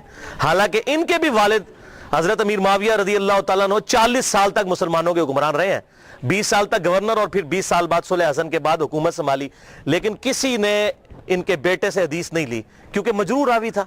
تو یہ سارے اقوال محدثین کے انہوں نے جمع کیے، اور محدث جو ہوتے ہیں نا وہ بالکل نیوٹرل لوگ ہوتے ہیں، وہ حکومتی ملا نہیں ہوتے ہیں کہ پیسے لے کے فتوے دیں۔ محدث تو حق بات کرتا ہے، جو مجرور راوی ہے وہ مجروح ہے۔ حتیٰ کہ آپ بخاری اور مسلم میں یہاں تک حضرت علی کے بیٹوں کی، حضرت علی کے پوتوں کی، ان کے پڑپوتوں تک کی حدیثیں موجود ہیں بخاری اور مسلم کے اندر۔ امام باقر کی حدیثیں، امام جعفر کی حدیثیں، امام موسیٰ کاظم کی حدیثیں، امام علی رضا کی حدیثیں، امام زین العابدین کی حدیثیں، یہ اہل سنت کے ہاں آپ کو ملیں گی، لیکن یزید کی کوئی حدیث نہیں آپ کو اہل سنت کی کسی کتاب میں نہیں ملے گی۔ حالانکہ وہ اس کے باپ صحابی ہیں، 40 سال تک مسلمانوں کے حکمران رہے ہیں، ڈومیننٹ پرسنالٹی رہے ہیں۔ کوئی ایک روایتی محدث لے لیتا نا کہ 40 سال میں اپنے باپ سے کچھ سیکھا ہوگا انہوں نے، کوئی نہیں، کیونکہ وہ کہتے تھے یہ ظالم شخص ہے، یہ اس قابل ہی نہیں کہ اس سے حدیث لی جائے۔ وہ احمد بن حنبل کا قول میں انشاءاللہ بیان بھی کر دوں گا اس میں۔ تو بہرحال یہ کتاب PDF فارم میں اگر کسی کو چاہیے ہو تو مجھے ای میل کر سکتے ہیں mirza_95@yahoo.com پہ، میں آپ کو یہ بھجوا بھی سکتا ہوں۔ بھائیو، آپ صلی اللہ علیہ وسلم کی وفات کے 50 سال کے بعد 60 ہجری میں حضرت امیر معاویہ رضی اللہ تعالیٰ عنہ فوت ہوئے، اور جاتے جاتے انہوں نے اپنی زندگی میں ہی مرنے سے 4 سال پہلے ہی اپنے بیٹے یزید کے لیے بیعت لینا شروع کر دی۔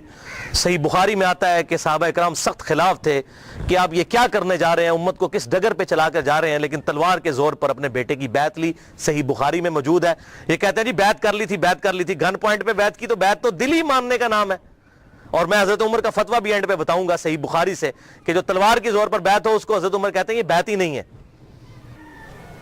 تو صحابہ کرام نے مخالفت کی, لیکن وہ جو معاملہ ہونا تھا وہ ہوا. وہ میں نے مسئلہ نمبر 101 میں ڈیٹیل کے ساتھ بیان کیا. آج ٹاپک کو میں چھیڑوں گا نہیں کیونکہ آلریڈی میں اس کو ایڈریس کر چکا ہوں. بہرحال اس حوالے سے صحیح بخاری میں انٹرنیشنل نمبر کے مطابق 120 نمبر حدیث ہے.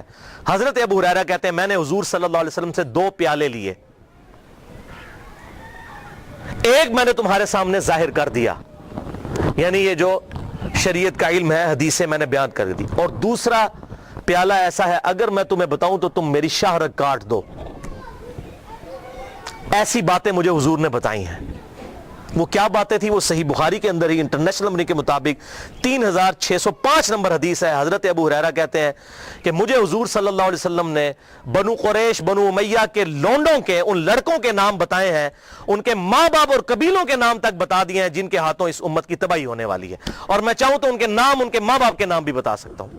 جیسے حضرت حذیفہ ابن یمان کو حضور صلی اللہ علیہ وسلم نے منافقین کے نام بتائے تھے, حضرت ابو ہریرہ کو ان لوگوں کے نام بتا دیے تھے جن کے ہاتھوں امت کی تباہی ہونے والی تھی, بنو امیہ کے وہ لڑکے. حتیٰ کہ اسی حدیث کے تحت فتح الباری میں امام ابن حجر اسقلانی رحمہ اللہ المتوفی 852 ہجری وہ لکھتے ہیں, اور بڑی انہوں نے اسناد مختلف کتابوں سے المصنف ابن ابی شیبہ سے باقی کتابوں سے جمع کی کہ حضرت ابو ہریرہ یہ دعا کیا کرتے تھے, اے اللہ مجھے 60 ہجری تک باقی نہ رکھنا اور لڑکوں کی حکومت سے پہلے موت دینا. 59 ہجری میں حضرت ابو ہریرہ فوت ہو گئے اور 60 ہجری میں یزید ابن معاویہ تخت نشین ہوا. اور اس میں ایک مرفوع حدیث ہے انٹرنیشنل نمبر کے مطابق مسند امام احمد میں 8302 اور مشکات میں بھی 3716 کہ آپ صلی اللہ علیہ وسلم نے فرمایا 70 کی دہائی کے آغاز سے اللہ کی پناہ طلب کرو اور نوجوان لڑکوں کی حکومت سے اللہ کی پناہ طلب کرو. 70 کی دہائی کا آغاز یعنی 61 ہجری, اور واقعہ کربلا 61 ہجری میں ہوا ہے. تو آپ صلی اللہ علیہ وسلم نے اپنی امت کو اس حوالے سے خبریں دی تھیں کہ آپ صلی اللہ علیہ وسلم کی وفات کے بعد امت کے ساتھ کیا سلوک ہونے والا ہے. تو اس کے ظلم کی داستان بہت طویل ہے. یہاں پر میں اس کے 3 بڑے بڑے سیاہ کارنامے ذکر کروں گا احادیث کی کتابوں سے, تاریخ نہیں. اگر تاریخ میں نے بتایا تاریخ میں اگر 10 باتیں یزید کے حق میں ہیں نا تو 1000 اس کے خلاف ہیں. لیکن کیا کرتے ہیں یہ حکومتی ملے, وہ چند ایک باتیں نقل کر کے تو پھر دفاع کرنے کا کوشش کرتے ہیں, اور پھر کتابوں پہ پابندی لگ جاتی ہے. وہ جو جھوٹی کتاب صلاح الدین یوسف صاحب نے لکھی, وہ گورنمنٹ نے پابندی لگا دی. کوئی حدیث نقل نہیں کی ہے, بلکہ ساری تاریخی روایتیں نقل کی ہیں, اور وہیں پر لکھا ہوا ہے کہ یزید کی فوجوں نے واقعہ ہرہ میں 1000 صحابیات اور تابعیات کے ساتھ زنا کیا اور وہ حاملہ ہو گئیں, اور 3 دن تک مسجد نبوی میں گھوڑے باندھ کر رکھے, اور مسجد نبوی میں نماز نہیں ہوئی ہے. لیکن صلاح الدین یوسف صاحب کی رگ نہیں پھٹکی کہ میں یہ حق لوگوں کو بتاؤں. ابن کثیر سے, اس ابن کثیر سے اپنے مطلب کی باتیں نقل کی. وہ بتا رہا ہوں 10 باتیں نقل کی, 1000 اس کے خلاف لکھی ہوئی ہیں. لیکن جب کوئی بندہ بےایمانی پہ اتر آئے تو اس کا تو کوئی علاج نہیں ہے. لہذا میں تاریخ کو کرتا ہوں سائڈ پہ, میں صرف آپ کو احادیث سے حوالے دوں گا جس کے سامنے اب سارے خاموش ہو چکے ہیں. جب سے یہ میری یہ پمفلٹ آئے ہیں, یہ واقعہ کربلا کا حقیقی پس منظر 50 صحیح الاسناد احادیث کی روشنی میں, یہ والا پمفلٹ, اور یہ رافضیت ناسبیت اور یزیدیت کا تحقیقی جائزہ, یہ پمفلٹ میں نے ڈاکٹر ذاکر نائک کے خلاف لکھا تھا, انگلش کے اندر بھی اردو کے اندر بھی, اور ان کے ہم نے شاگرد پاکستان آئے ان کے ہاتھ میں یہ پمفلٹ پکڑائے کہ خدا کے لیے کہ آپ یہ کون سی وہ امام غزالی کی لکھی ہوئی تاریخ بیان کر رہے ہیں, ابن تیمیہ کی لکھی ہوئی تاریخ بیان کر رہے ہیں. خدا کے لیے حدیث کی کتابیں پڑھیں, بخاری اور مسلم پڑھیں, یا تو بخاری اور مسلم کو غلط کہتے ہیں منکرین حدیث بن جائیں. یہ تاریخیں تو حکمرانوں نے لکھوائی ہوئی ہیں, با ملاحظہ ہوشیار لکھو ہم بڑے سخی تھے, ہم یہ تھے وہ تھے. تاریخیں تو حکمرانوں کی لکھوائی ہوئی ہیں.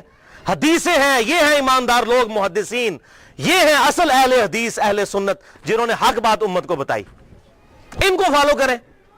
تو دین جب محدثین سے لیا تو اس طرح کی باتیں محدثین سے لینی ہے. اتھینٹسٹی تو محدثین کی ہے نہ کہ ان لوگوں کی ہے. تو اس حوالے سے یہ بات آپ سمجھ لیجئے. 3 سیاہ کارنامے یزید کے.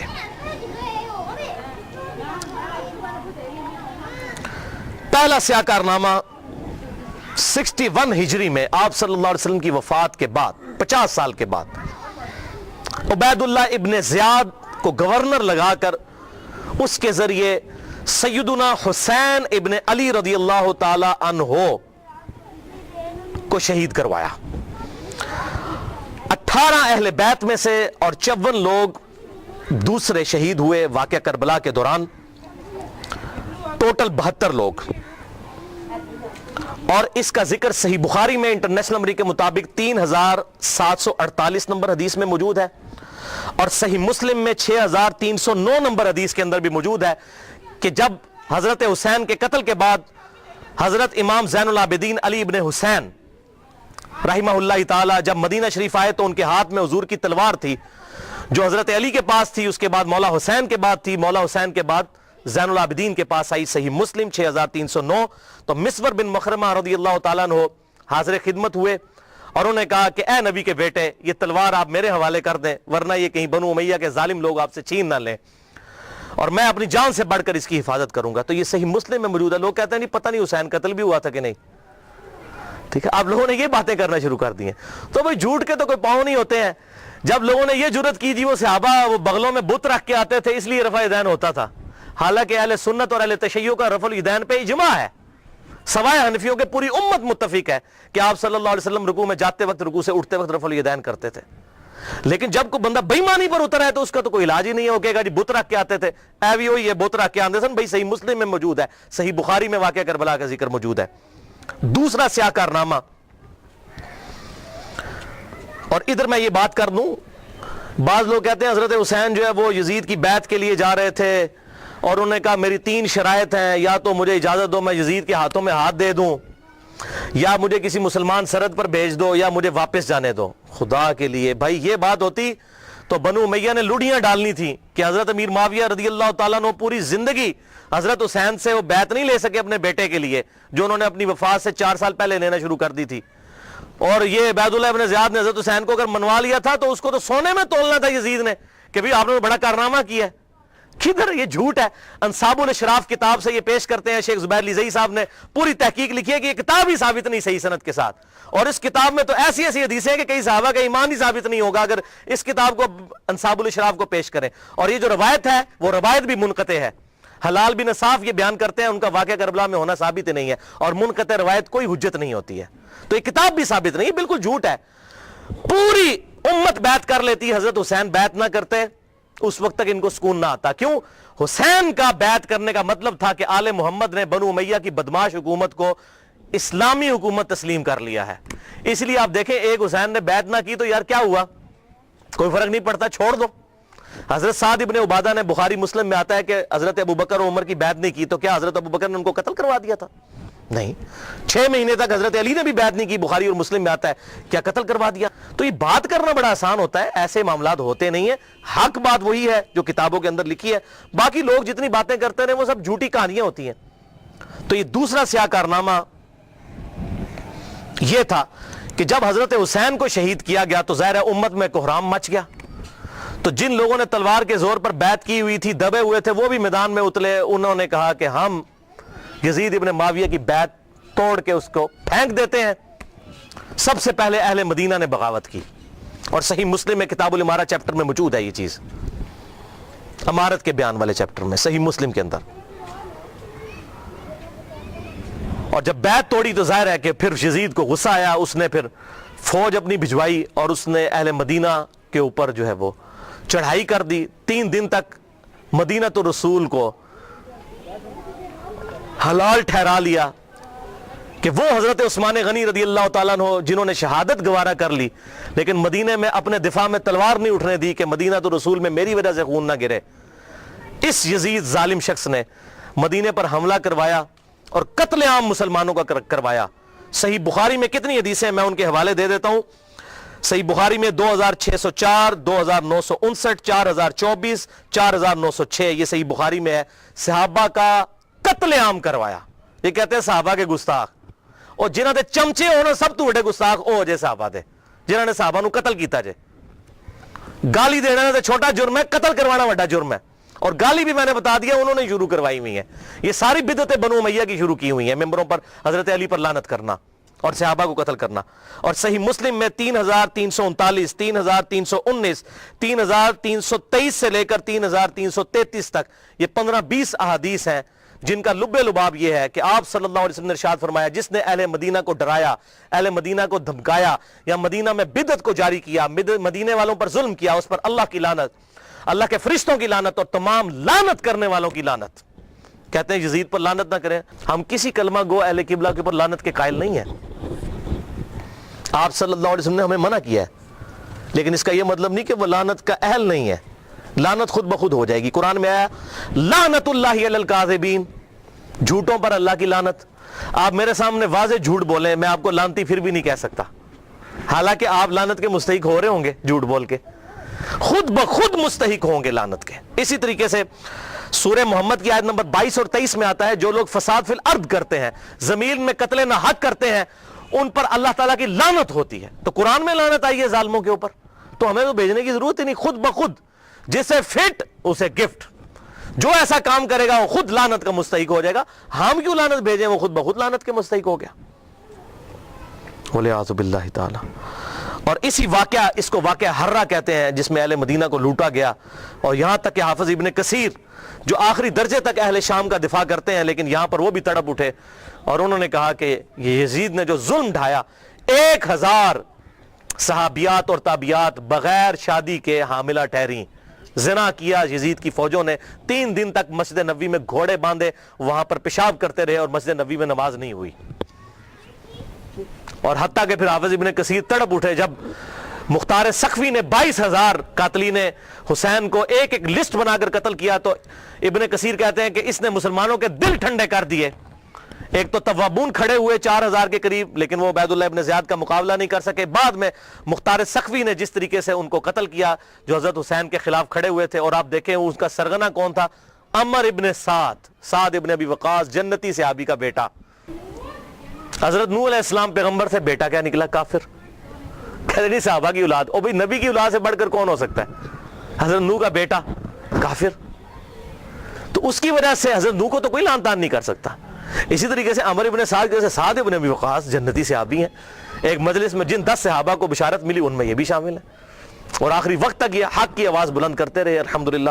اب سعد ابن ابی وقاص میں صرف بیان کروں کس طرح وہ حضرت علی کے فضائل امیر معاویہ کے دور میں بیان کرتے تھے اور ڈنکے کی چوٹ پہ کرتے تھے، اور جو لوگ حضرت علی پر لعنت کرتے تھے ان کے وہ خلاف کھڑے ہوتے تھے۔ یہ پورا ایک ٹاپک ہے بخاری اور مسلم کے اندر، جو کبھی ٹائم ملا تو میں انشاءاللہ بیان کروں گا۔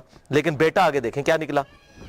اسی واقعہ حرہ پر امام احمد بن حنبل رحمۃ اللہ علیہ کا قول صحیح سند کے ساتھ اسی ابن جوزی کی کتاب میں موجود ہے، صفحہ نمبر 40 پہ، جو عربی میں نسخہ ہے، اردو میں آپ کو مل جائے گا۔ یہ امام احمد بن حنبل سے ان کے شاگرد نے پوچھا یزید ابن معاویہ کے بارے میں کہ کیا آپ یزید ابن معاویہ کے بارے میں آپ کا کیا خیال ہے؟ یہ اب میں آپ کو بتانے لگوں کہ اہل حدیث کا کیا موقف تھا۔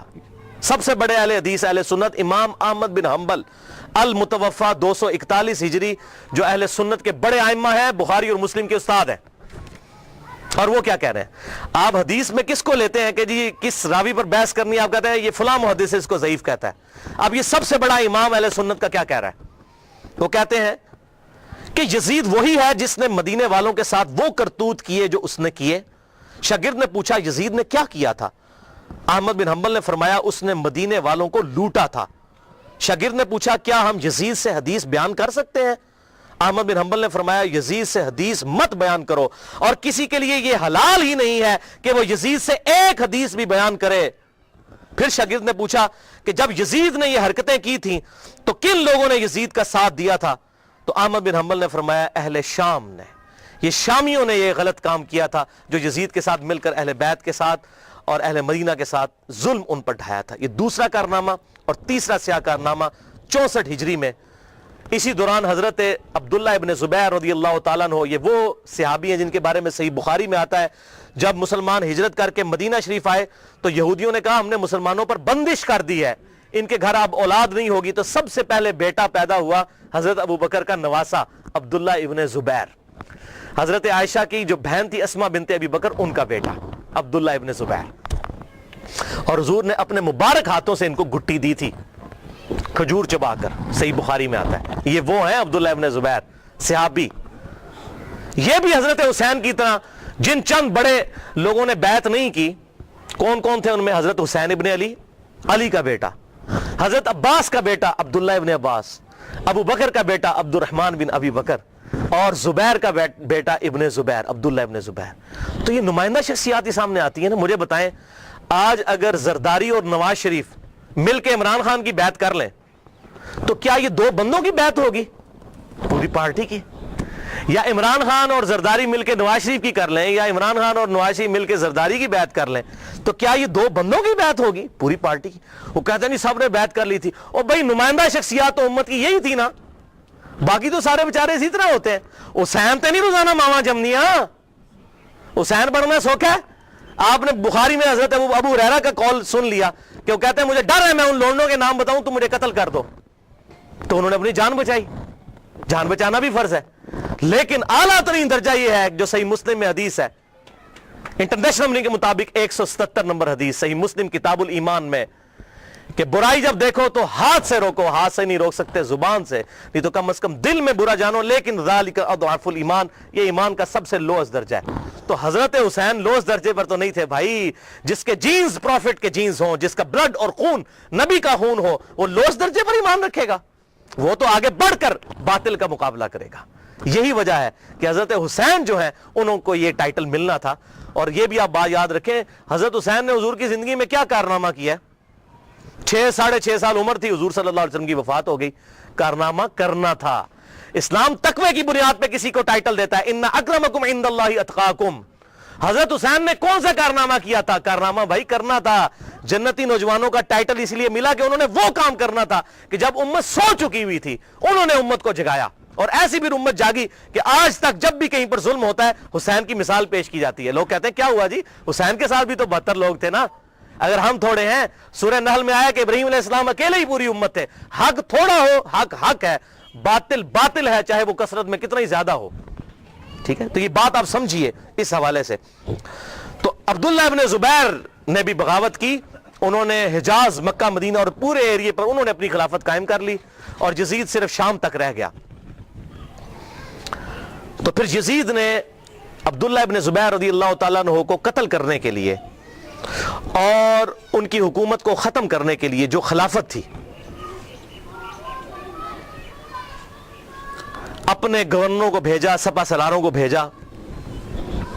64 ہجری کا یہ واقعہ ہے، اور یہ صحیح مسلم میں انٹرنیشنل نمبر کے مطابق 3245، صحیح مسلم 3245 نمبر حدیث ہے کہ ابن زبیر پر جب حملہ کیا اس دوران خانہ کعبہ کو منجنیق سے پتھراؤ کیا گیا، غلاف کعبہ بھی جل گیا۔ 3245 صحیح مسلم۔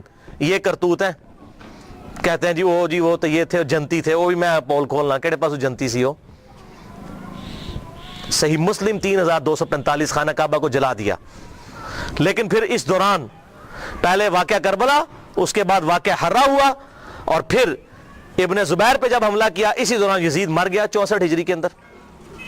جب مرا تو پھر ابن زبیر نے اسی جنگ کے دوران وہ مر گیا، ابن زبیر نے کہا کہ جاؤ اپنے شیطان کی خبر لو، وہ مر گیا۔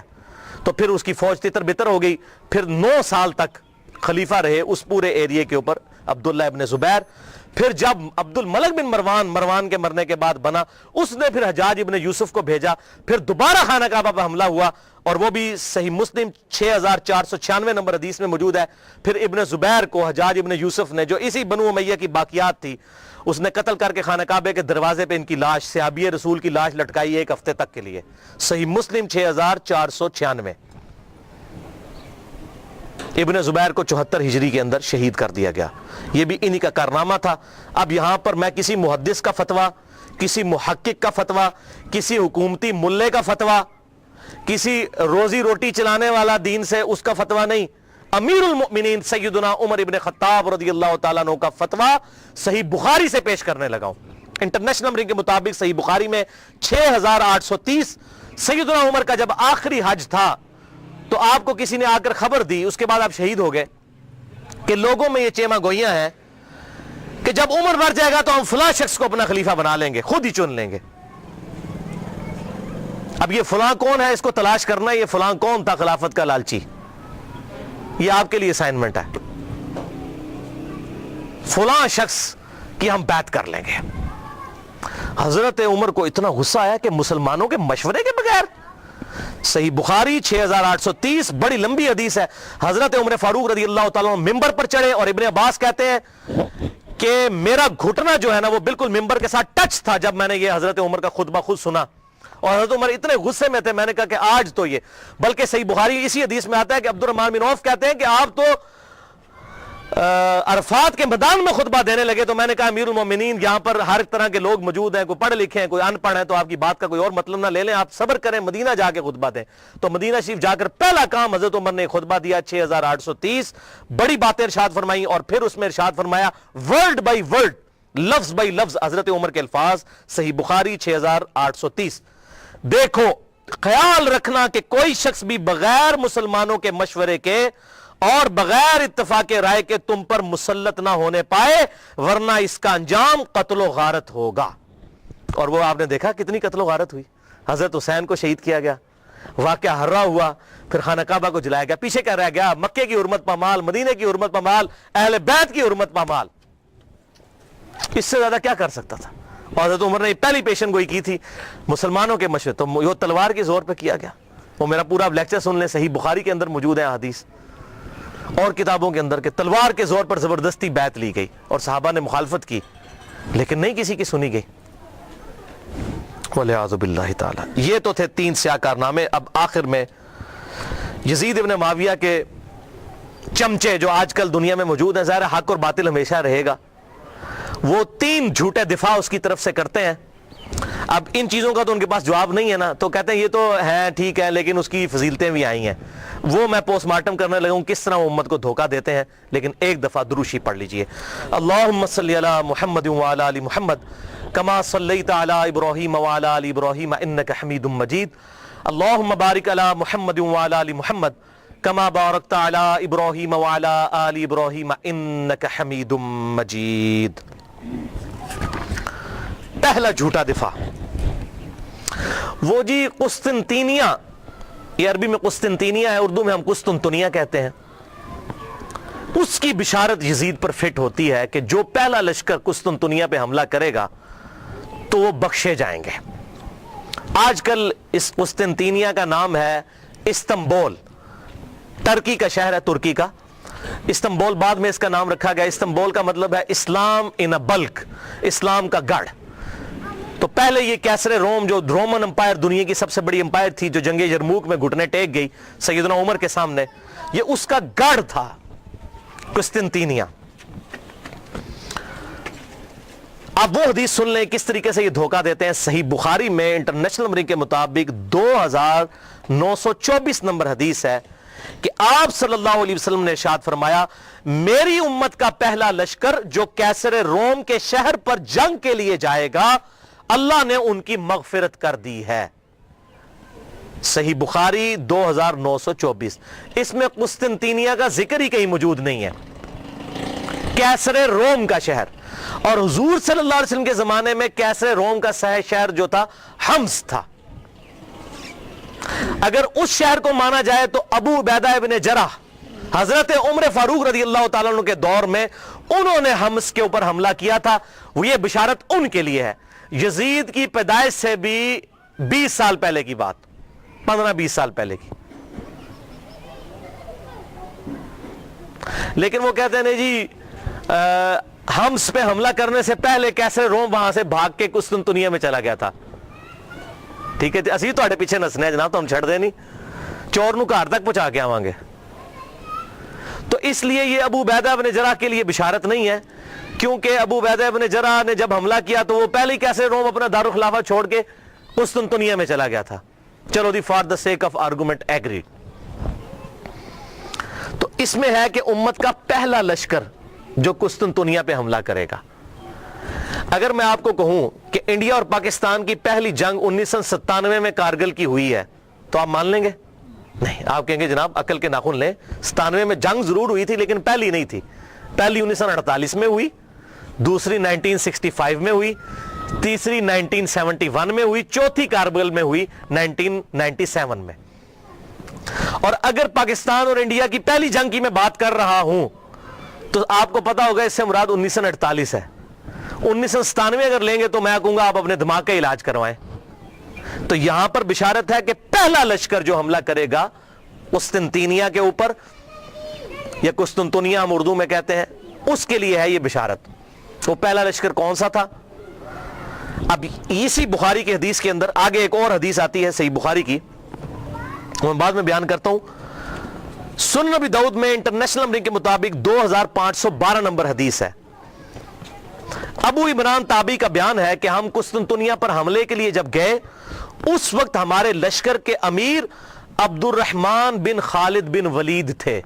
خالد بن ولید رضی اللہ تعالیٰ عنہ کے بیٹے یہ ہمارے لشکر کے امیر تھے جب ہم نے قسطنطنیہ پر حملہ کیا, اور وہاں پر سیدنا ابو ایوب انصاری بھی ہمارے ساتھ موجود تھے اور انہوں نے ہمیں ایک آیت کی تفسیر بھی سمجھائی.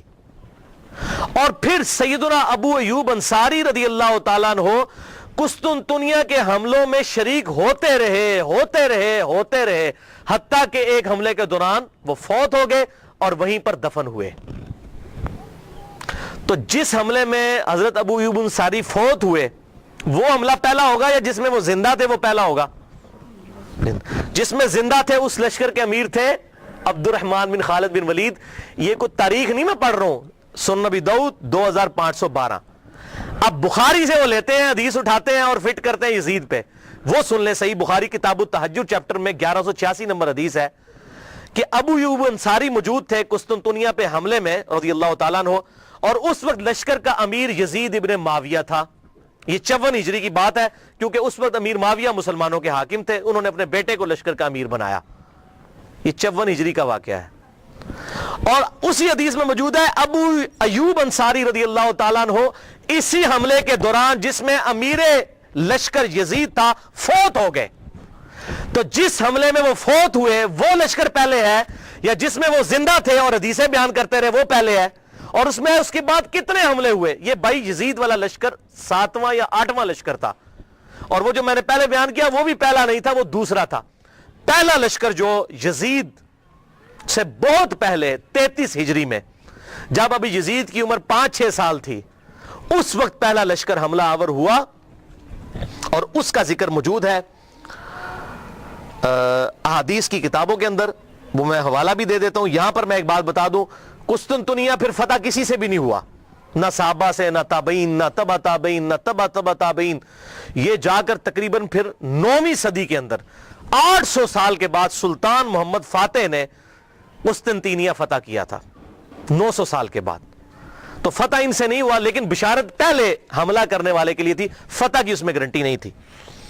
تو اس حوالے سے ایک پوری بک ریسرچ پیپر آ چکا ہے. شیخ زبیر علیزئی رحمہ اللہ کے شاگرد ہیں, اس دور کے بہت بڑے محقق ہیں. ویسے شیخ زبیر علیزئی صاحب سے عمر میں بڑے ہیں, وہ میں ان سے ملا ہوں, پیور جینٹل مین ہے. ڈاکٹر ابو جابر عبداللہ دامانوی, یہ اہل حدیث میں بہت قدر کی نگاہ سے دیکھے جاتے ہیں, بہت بڑے محقق ہیں اسماء و رجال کی فیلڈ کے. اور یہ خود پہلے یزیدی پارٹی سے تعلق رکھتے تھے. انہوں نے خود اپنا واقعہ بھی لکھا کہ میں پکا یزیدی تھا, کیونکہ محمود احمد عباسی وہ ناسبی منکرین حدیث, اور فیض عالم صدیقی جو جیلم کا ناسبی تھا یزیدی منکرین حدیث, تو اس سے متاثر تھے. لیکن جب یہ محمود احمد عباسی کو ملنے گئے تو اس نے ان کے سامنے کہہ دیا ہاں بخاری کھوتے نے بھی بخاری میں وہ حدیث لے لی ہے 3748 کہ حسین علیہ السلام کا سر لا کر جو ہے وہ عبید اللہ ابن زیاد کے سامنے رکھا گیا. اس کھوتے بخاری نے بھی یہ حدیث نقل کی ہے. اس کے پیچھے چل رہی یزیدی پارٹی جو حضرت امام بخاری کو کھوتا کہتا تھا. محمود احمد عباسی انگریزوں کا پٹھو, اس سے متاثر ہوئے اور وہ جناب انہوں نے کتابیں لکھ دی تھی, وہ امیر المومنین یزید ابن معاویہ, یہ وہ تھا. تو جب یہ ابو جابر دامانوی صاحب کہتے ہیں میں نے اس کی الفاظ یہ سنے, میں نے کہا اوئے یہ لوگ جو محدثین کے بارے میں ایسی ننگی لینگویج استعمال کرتے ہیں یہ لوگ حق پر نہیں ہو سکتے منکرین حدیث. پھر کہتے ہیں میں نے مکمل تحقیق کی, پھر انہوں نے یہ 120 صفحات پر مشتمل کتاب لکھی ہے, اور اس کتاب کا عنوان ہے یزید ابن معاویہ اور جیش مغفور اللہم, یعنی جو مغفرت یافتہ گروہ ہے اس کا ذکر. وہ سارے انہوں نے قسطنطنیہ کے اوپر جو حملے ہوئے وہ تمام حملے ایک ایک احادیث کی کتابوں سے لکھ کر رد کیا. 120 صفحوں پہ یہ کتاب ہے. ابو جابر السلفی لائبریری کراچی سے شائع شدہ ہے, میرے پاس موجود ہے. جس کو پی ڈی ایف چاہیے ہو انشاءاللہ میں 1-2 دن میں سکین کروا کر انشاءاللہ اپنے پاس رکھ لوں گا, تو مجھے ای میل کریں mirza_95@yahoo.com, اس پہ میں آپ کو بھیجوں گا. اس میں انہوں نے ٹروتھ ریویل کیا کہ نہ تو قسطنطنیہ پہ حملہ پہلا یزید نے کیا اور نہ ان کے والد معاویہ بن ابی سفیان رضی اللہ تعالیٰ عنہ نے کیا, بلکہ سب سے پہلا حملہ قسطنطنیہ پہ جس شخص نے کیا وہ حضرت عبداللہ ابن زبیر کے بھائی تھے, منذر بن زبیر رحمہ اللہ. جو حضرت زبیر عشرہ مبشرہ کے بیٹے تھے، 33 ہجری میں انہوں نے یہ حملہ کیا، اور اس کا ذکر مسند امام احمد میں، مصنف عبد الرزاق میں، سنن نبی داؤد میں اور سنن طبرانی میں صحیح سند کے ساتھ موجود ہے۔ وہ ساری احادیث انہوں نے اس کتاب کے اندر جمع کی الحمدللہ۔ لہذا یہ بالکل جھوٹ بولتے ہیں کہ جی وہ بشارت اس پہ فٹ ہوتی ہے، اس پہ فٹ ہی نہیں ہوتی، کسی اعتبار سے فٹ نہیں ہوتی۔ اور یہی وجہ ہے کہ ڈاکٹر ذاکر نائک نے جب فٹ کی، اس سے سوال پوچھا گیا، وہ کہتا ہے جی امام غزالی نے لکھا ہے۔ ویسے آپ کہتے ہیں قرآن اور صحیح حدیث، تو امام غزالی کا کیا لینا دینا قرآن اور صحیح حدیث؟ امام غزالی تو آپ کے نزدیک صوفی ہیں، آپ صوفیوں کو تو ویسے ہی نہیں مانتے۔ تو صحیح سند سے بات کریں، احادیث کی کتابوں میں کیا لکھا ہوا ہے۔ امام غزالی تو تعصب کا شکار ہو چکے تھے، انہوں نے تو یہاں تک لکھا احیاء العلوم میں کہ واقعہ کربلا بیان نہ کرو، بڑی بڑی ہستیوں کے نام بیچ میں آ جائیں گے، واقعہ کربلا بیان کرنا حرام ہے۔ تو اس پہ میں ایک ہی جملہ بولوں گا کہ چور کی داڑھی میں تنکا، اگر ہم اہل سنت اپنے آپ کو صحیح المنہج سمجھتے ہیں تو واقعہ کربلا بیان کریں، اور جو حق ہے وہ بیان کریں۔ حضور صلی اللہ علیہ وسلم تو اس واقعے سے پہلے بیان کر رہے ہیں، اس واقعے کے بعد صحابہ اکرام کو خواب میں آ رہے ہیں اور غمگین ہیں، اور آپ کہہ رہے ہیں بیان نہ کریں۔ اور قرآن اور صحیح احادیث کیا کہہ رہی ہیں، امام بخاری کیا کہہ رہے ہیں، امام مسلم کیا کہہ رہے ہیں، امام داؤد کیا کہہ رہے ہیں، حق واضح ہو۔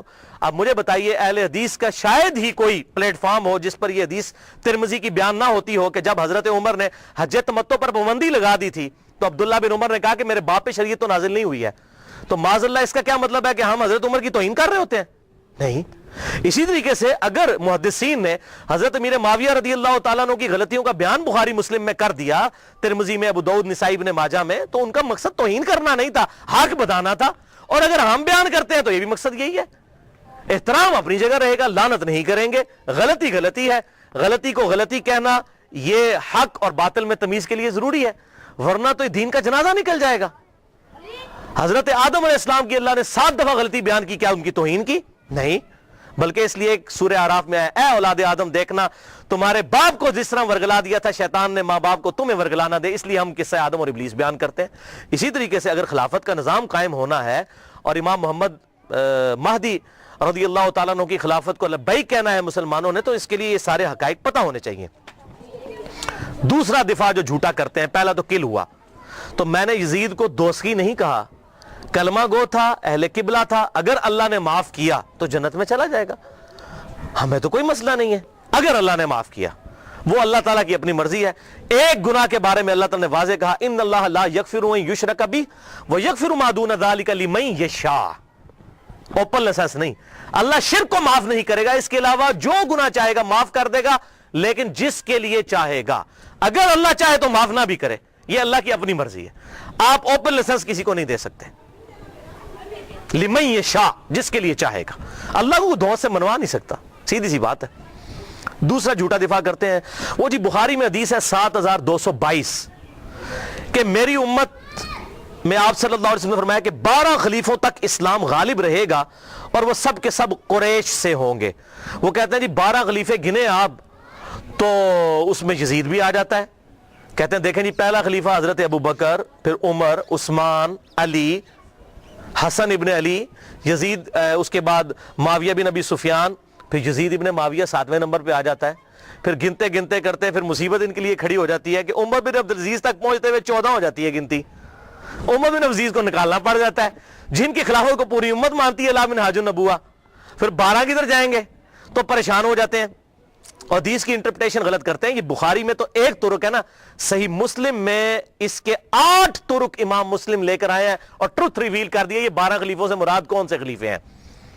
صحیح مسلم میں انٹرنیشنل نمبر کے مطابق 4705 سے لے کر 4712 تک، قربان جاؤں امام مسلم کے 8 طرق لکھے تاکہ یہ 12 خلیفوں والی، یہ جو اہل تشیع جو ہے 12 امام والا مسئلہ اسے نکالتے ہیں، یہ 12 خلیفوں، بھائی 12 امام والا بھی چکر کوئی نہیں ہے، وہ خلیفے بھی یہ والے نہیں ہیں، ان خلیفوں سے مراد کون ہے وہ سن لیں۔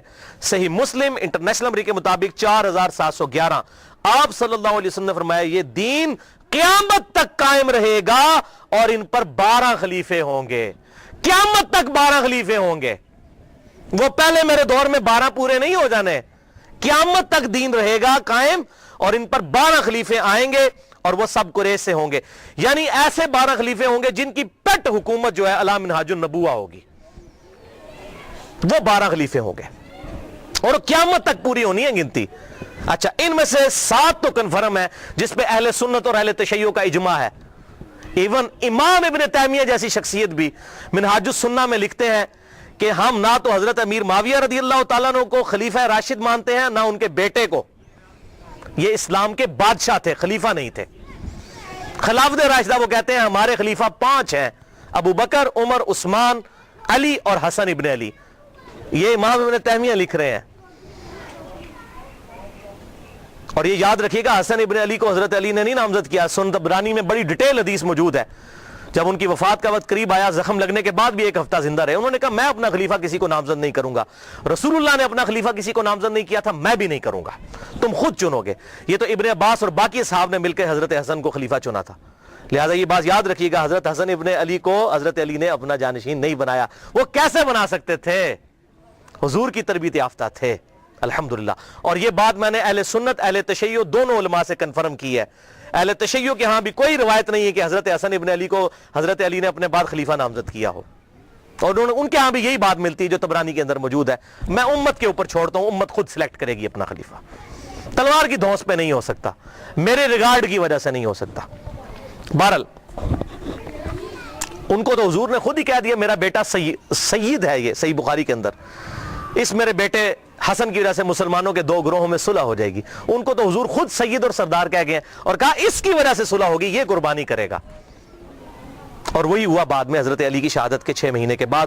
اور اسی کو امام ابن تیمیہ نے لکھا کہ حضور صلی اللہ علیہ وسلم نے فرمایا تھا خلافت 30 سال تک رہے گی. وہ 30 سال ربیع الاول 41 ہجری میں پورے ہوئے جب حسن ابن علی نے خلافت امیر معاویہ کے حوالے کی. اور اس کی ریزن کیا تھی، صلح حسن کیوں ہوئی، وہ میرا مسئلہ نمبر 101 دیکھ لیں، آپ کو حقائق کھل کر سامنے آ جائیں گے کہ یہ حضرت حسن ابن علی نے کیوں کام کیا، تاکہ حق لوگوں کے سامنے واضح ہو جائے. 20 سال کا دور دیکھیں پھر پتہ چل جائے گا اصل مسئلہ کیا تھا. اور حضرت حسین کی قربانی رائے گاں جاتی اگر حضرت حسن صلح کر کے حضرت امیر معاویہ رضی اللہ تعالیٰ کی انٹینشنز کو لوگوں کے سامنے نہ کرتے. یہ بات یاد رکھیے گا، یہ میں نے اس لیکچر میں بتایا. بہرحال تو امام نے تیمیہ نے بھی کہا کہ یہ خلیفہ جو ہیں یہ 5 متفق علیہ. تو ٹوٹل 7 پہ آج تک امت متفق ہے، اہل سنت اور اہل تشیع. پہلے خلیفہ ابو بکر، دوسرے عمر، تیسرے عثمان، چوتھے علی، 5ویں حسن ابن علی. 5 ہو گئے جی. اور چھٹے خلیفہ عمر بن عبد العزیز. یہ 6 ہیں علی منہاج النبوہ.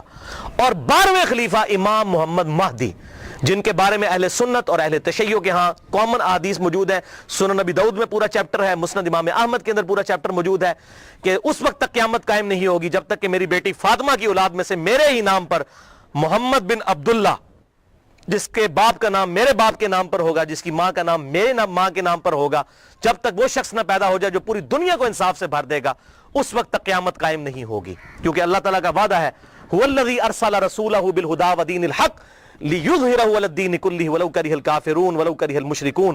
وہی اللہ ہے جس نے اپنے محبوب صلی اللہ علیہ وسلم کو دین حق الہدا یعنی قرآن اور دین حق کے ساتھ مبعوث کیا تاکہ سارے ادیان پر غالب کر دے. اور یہ غلبہ قرب قیامت میں امام محمد مہدی کے ذریعے ہونا ہے. حضور کی بشارتیں موجود ہیں، وہ ہوں گے 12ویں خلیفہ. تو 7 کنفرم ہے. اس دوران وقتاً فوقتاً اچھے خلیفہ آئیں گے. تو یہ قیامت تک کا ذکر ہے. لہٰذا اس حوالے سے جو لوگ ڈیفینڈ کرنے کی کوشش کرتے ہیں، کبھی حضرت معاویہ کو بیچ میں شامل کرتے ہیں، ایسا معاملہ ہے نہیں ہے.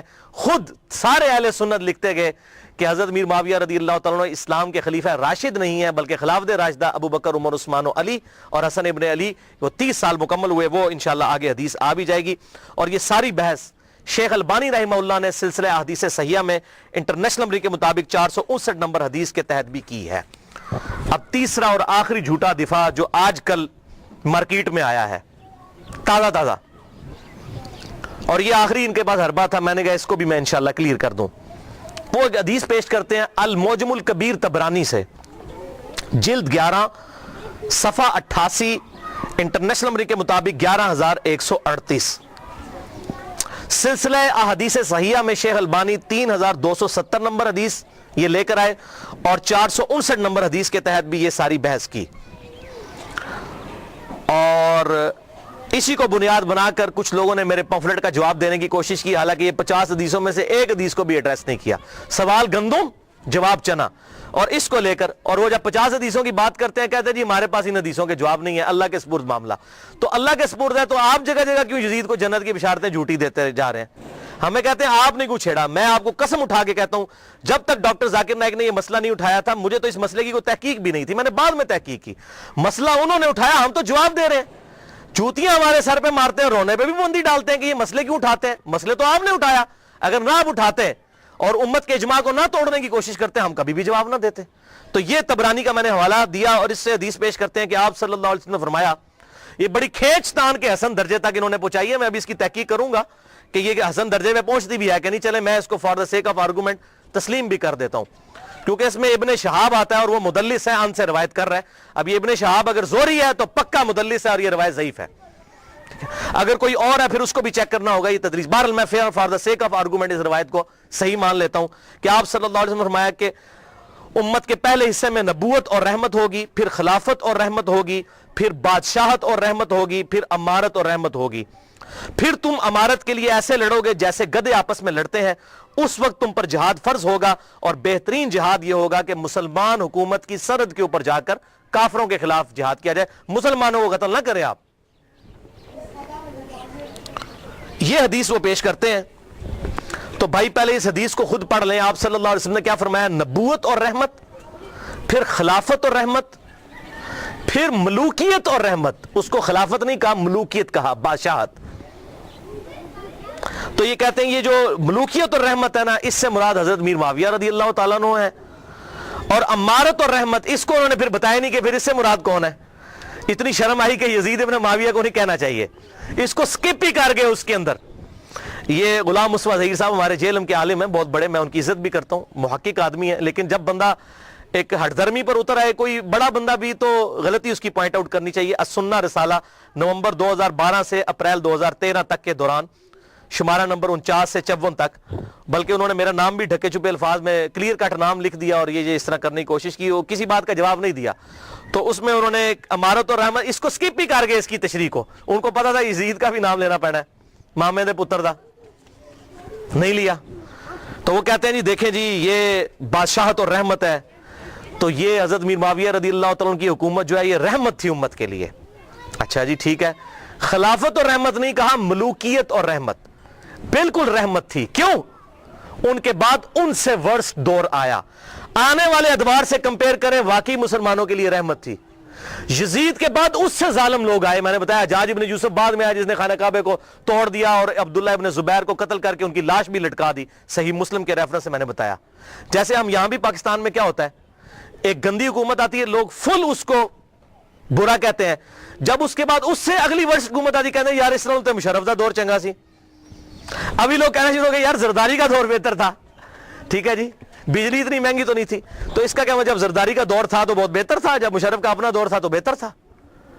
کمپیریٹیولی بات کی جاتی ہے. اب میں آپ کو سلف کا فہم اس حدیث کے اوپر بتا دیتا ہوں کہ اس سے مراد یہ ہے کہ کنٹینیوسلی اسلام کے اندر زوال آتا جائے گا اسلامی حکومتوں کے اندر. لہذا اس کو اگر خلافت راشدہ سے کمپیئر کرے تو وہ کاٹ کھانے والی ملوکیت تھی, اور اگر آنے والے دور سے کمپیئر کرے تو رحمت تھی. اب یہ میں اپنی طرف سے بات نہیں کر رہا ہوں, یہ میں آپ کو ایک صحابی کا فتویٰ بتانے لگا ہوں. جامعہ ترمذی میں انٹرنیشنل نمبر کے مطابق 2226, سنن نبی داؤد 4646, مسند امام احمد 18430, جلد 4 صفحہ 273, اور سلسلہ احادیث صحیحہ جلد 1 صفحہ 742, اور حدیث نمبر 459. شیخ البانی محدث اعظم سعودیہ عرب, انہوں نے بھی حدیث نقل کی. میں نے سارے حوالے دے دیے. حضرت سیدنا سفینہ رضی اللہ تعالیٰ عنہ اور حضرت نعمان ابن بشیر رضی اللہ تعالیٰ عنہ سے روایت ہے کہ آپ صلی اللہ علیہ وسلم نے فرمایا خلافت علی منہاج النبوہ میری وفات کے بعد 30 سال تک رہے گی. اس کے بعد کاٹ کھانے والی ملوکیت کا دور شروع ہو جائے گا 30 سال کے فوراً بعد, یعنی صلح حسن کے بعد. اس کے بعد جابر حکمرانوں کا دور آئے گا, اور پھر قیامت سے پہلے ایک دفعہ دوبارہ خلافت علی منہاج النبوہ قائم ہوگی, یعنی وہ خلافت ہوگی سیدنا امام محمد مہدی کی. یہ آپ صلی اللہ علیہ وسلم نے 4 ادوار گنوائے اپنے بعد. پہلا دور کون سا؟ خلافت راشدہ, ابو بکر, عمر, عثمان, علی, حسن ابن علی. دوسرا کاٹ کھانے والی ملوکیت جو حضرت میر معاویہ رضی اللہ تعالیٰ عنہ کے دور سے شروع ہو کر 1000 سال تک بنو عباس اور بنو امیہ کی حکومت رہی, باپ مرتا تھا بیٹے کو خلیفہ بناتا تھا, چار چار بیٹوں کو اپنے بعد خلیفہ بنا دیتے تھے. اب بخاری مسلم اٹھا کے دیکھ لیں کس طریقے سے انہوں نے بندر بانٹ کی ہے. آج کے حکمرانوں نے بھی وہ کام نہیں کیا. اس لیے میں کہتا ہوں اس ملوکیت سے آج کی جمہوریت کروڑ گنا بہتر ہے. کم از کم پبلک سے تو پوچھا جاتا ہے, وہ تو تلوار کی زور پر مسلط ہو جاتے تھے. تیسرا دور کہا جابر حکمرانوں کا. جابر حکمران یہ جہاں پر کلولین پاورز آ گئی, کہیں فرینچ آ گئے, کہیں پر یہ جو ہے وہ انگریز آ گئے اور پوری دنیا کے اندر مسلمانوں پر انہوں نے قبضہ کیا. پھر یہ دور بھی الحمدللہ ختم ہوا. اب ہم آخری دور میں ہیں, نشت ثانیہ اسلام کی شروع ہو چکی ہے, خلافت علی منہاج النبوہ اب قائم ہونی ہے. 3 ہم نے وہ ادوار گزار لیے ہیں. اچھا, اسی حدیث میں ترمذی اور ابو داؤد کا جو میں نے حوالہ دیا اور مسند احمد کا اور سلسلہ احادیث صحیحہ کا, اور یہ حدیث المستدرک للحاکم میں بھی 4697 موجود ہے. اس میں شیخ البانی نے پوری بحث کی ہے. ترمذی اور ابو داؤد میں آگے الفاظ چلتے ہیں کہ حضرت سفینہ نے کہا کہ بیٹا گن اب خلافت راشدہ کتنی ہے, ہو سکتا ہے بعد میں کوئی ناسبی مانے ہی نہ, تو انہوں نے کہا اس حدیث میں موجود ہے بیٹا گن, ابو بکر کے 2 سال, عمر کے 10 سال, عثمان کے 12 سال اور علی کے 6 سال. تو شاگرد نے کہا کہ حضرت امیر معاویہ رضی اللہ تعالیٰ کی پارٹی جو اس وقت حکمران ہے, بنو زرقہ, بنو امیہ, زرقہ کہتے ہیں نیلی آنکھوں والے, یہ نیلی آنکھوں والے تھے, خطرناک لوگ, بنو زرقہ. یہ تو کہتے ہیں کہ علی علیہ السلام خلیفہ ہی نہیں ہے. یہاں پر امام ابو داؤد نے علی علیہ السلام لکھا. ابو داؤد 4646. حضرت سفینہ کو اتنا غصہ آیا, ترمذی کے الفاظ ہیں 2226, انہوں نے کہا بنو امیہ کی پیٹ سے یہ جھوٹ نکلا ہے جہاں سے یہ ہوا خارج کرتے ہیں. یہ کہتے ہیں علی خلیفہ نہیں ہے. حق تو یہ ہے کہ ان کی حکومت شریر ترین بادشاہت ہے اس روئے ارض پہ. حضرت امیر معاویہ رضی اللہ تعالیٰ کی حکومت کو حضرت سفینہ حضور کے غلام آزاد کردہ, انہوں نے کہا شریر ترین بادشاہت. اس لیے کہا کہ حضور نے کہا تھا کاٹ کھانے والی ملوکیت. اب یہ سلف کا فہم آ گیا. سفینہ سے بڑھ کر سلف کون ہے؟ 8ویں 9ویں صدی کے مولویوں کو ہم نے سلف ماننا ہے اگر حضرت سفینہ کو نہیں ماننا. کاٹ کھانے والی ملوکیت کہا حضرت امیر معاویہ رضی اللہ تعالیٰ کے دور کو حضرت سفینہ نے. کیوں؟ انہوں نے خلافت راشدہ کا زمانہ دیکھا تھا. جب اس سے کمپیئر کرتے تھے تو کہتے تھے یہ تو کاٹ کھانے والی ملوکیت اور یہ بدترین بادشاہت ہے. ہاں جب آنے والے دور سے کرے تو وہ رحمت ہے, کیونکہ آنے والا دور اس سے بھی ورس تھا. لہٰذا یہ میں نے الحمدللہ سلف کا فہم اس حوالے سے بالکل کلیئر کر دیا. اور اس حوالے سے اور سلف کا فہم اگر کسی نے دیکھنا ہو احادیث, یہ 50 پڑھ لیں. اور میرا لیکچر 101 نمبر مسئلہ, اس میں عبد الرحمن بن ابی بکر کا فہم صحیح بخاری سے, مقدام بن مادی کا فہم سنن ابی داؤد سے, اور عمار بن یاسر کا فہم صحیح بخاری سے. یہ کافی ساری احادیث ہیں جس میں بالکل کلیئر ہو جائے گا کہ یہ تمام صحابہ کرام علیہم رضوان کون سی چیز حق سمجھتے تھے اور کس کو باطل. سورۃ الاحزاب کی آیت نمبر 57 ہے بھائیو. بسم اللہ الرحمن الرحیم. ان الذین یؤذون اللہ ورسولہ لعنہم اللہ فی الدنیا والآخرہ. بے شک جو لوگ اللہ اور اس کے رسول کو تکلیف دیتے ہیں, دنیا کی زندگی میں بھی ان پر اللہ کی لعنت اور آخرت کی زندگی میں بھی لعنت. وَأَعَدَّ لَهُمْ عَذَابًا مُهِينًا, اور ایسے لوگوں کے لیے اللہ تعالیٰ نے دردناک, ذلیل و خوار کر دینے والا عذاب تیار کر رکھا ہے. وَلِعَوْذُ بِاللَّهِ تَعَالَى. جن جن لوگوں نے سیدنا حسین ابن علی کے ساتھ ظلم کیا یا اہل بیت کے ساتھ ظلم کیا, وہ اسی آیت کی کیٹیگری میں فال کرتے ہیں. اور آپ صلی اللہ علیہ وسلم کی واضح حدیث ہے المستدرک للحاکم میں صحیح سند کے ساتھ 4717, صحیح ابن حبان میں 7104, اور سلسلہ احادیث صحیحہ میں بھی شیخ البانی لے کر آئے رحمہ اللہ, اس کو صحیح کہا, اور شیخ زبیر لیزئی صاحب نے بھی اس کو صحیح کہا. آپ صلی اللہ علیہ وسلم نے فرمایا اس ذات کی قسم جس کے قبضہ قدرت میں میں محمد صلی اللہ علیہ وسلم کی جان ہے, جو بھی ہم اہل بیت کے ساتھ بغض رکھے گا اللہ تعالیٰ اسے ضرور دوزخ کی آگ میں داخل کرے گا. بغض رکھے گا, یہ کہتے ہیں لعنت نہ بھیجو, بغض کی بات ہو رہی ہے, صرف دل میں بغض رکھنے والا دوزخ میں جائے گا. اور حضور نے قسم اٹھا کر کہا, اور اسی کا طرق جو المستدرک للحاکم میں 4712 ہے ابن عباس رضی اللہ تعالیٰ عنہ سے, آپ صلی اللہ علیہ وسلم نے فرمایا اگر کوئی شخص مقام ابراہیم اور حجر اسود کے درمیان نمازیں پڑھے اور روزے رکھے, اگر وہ بھی اس حال میں مر جائے کہ اس کے دل میں اہل بیت کا بغض تھا تو اللہ تعالیٰ اسے بھی ضرور دوزخ میں داخل کرے گا.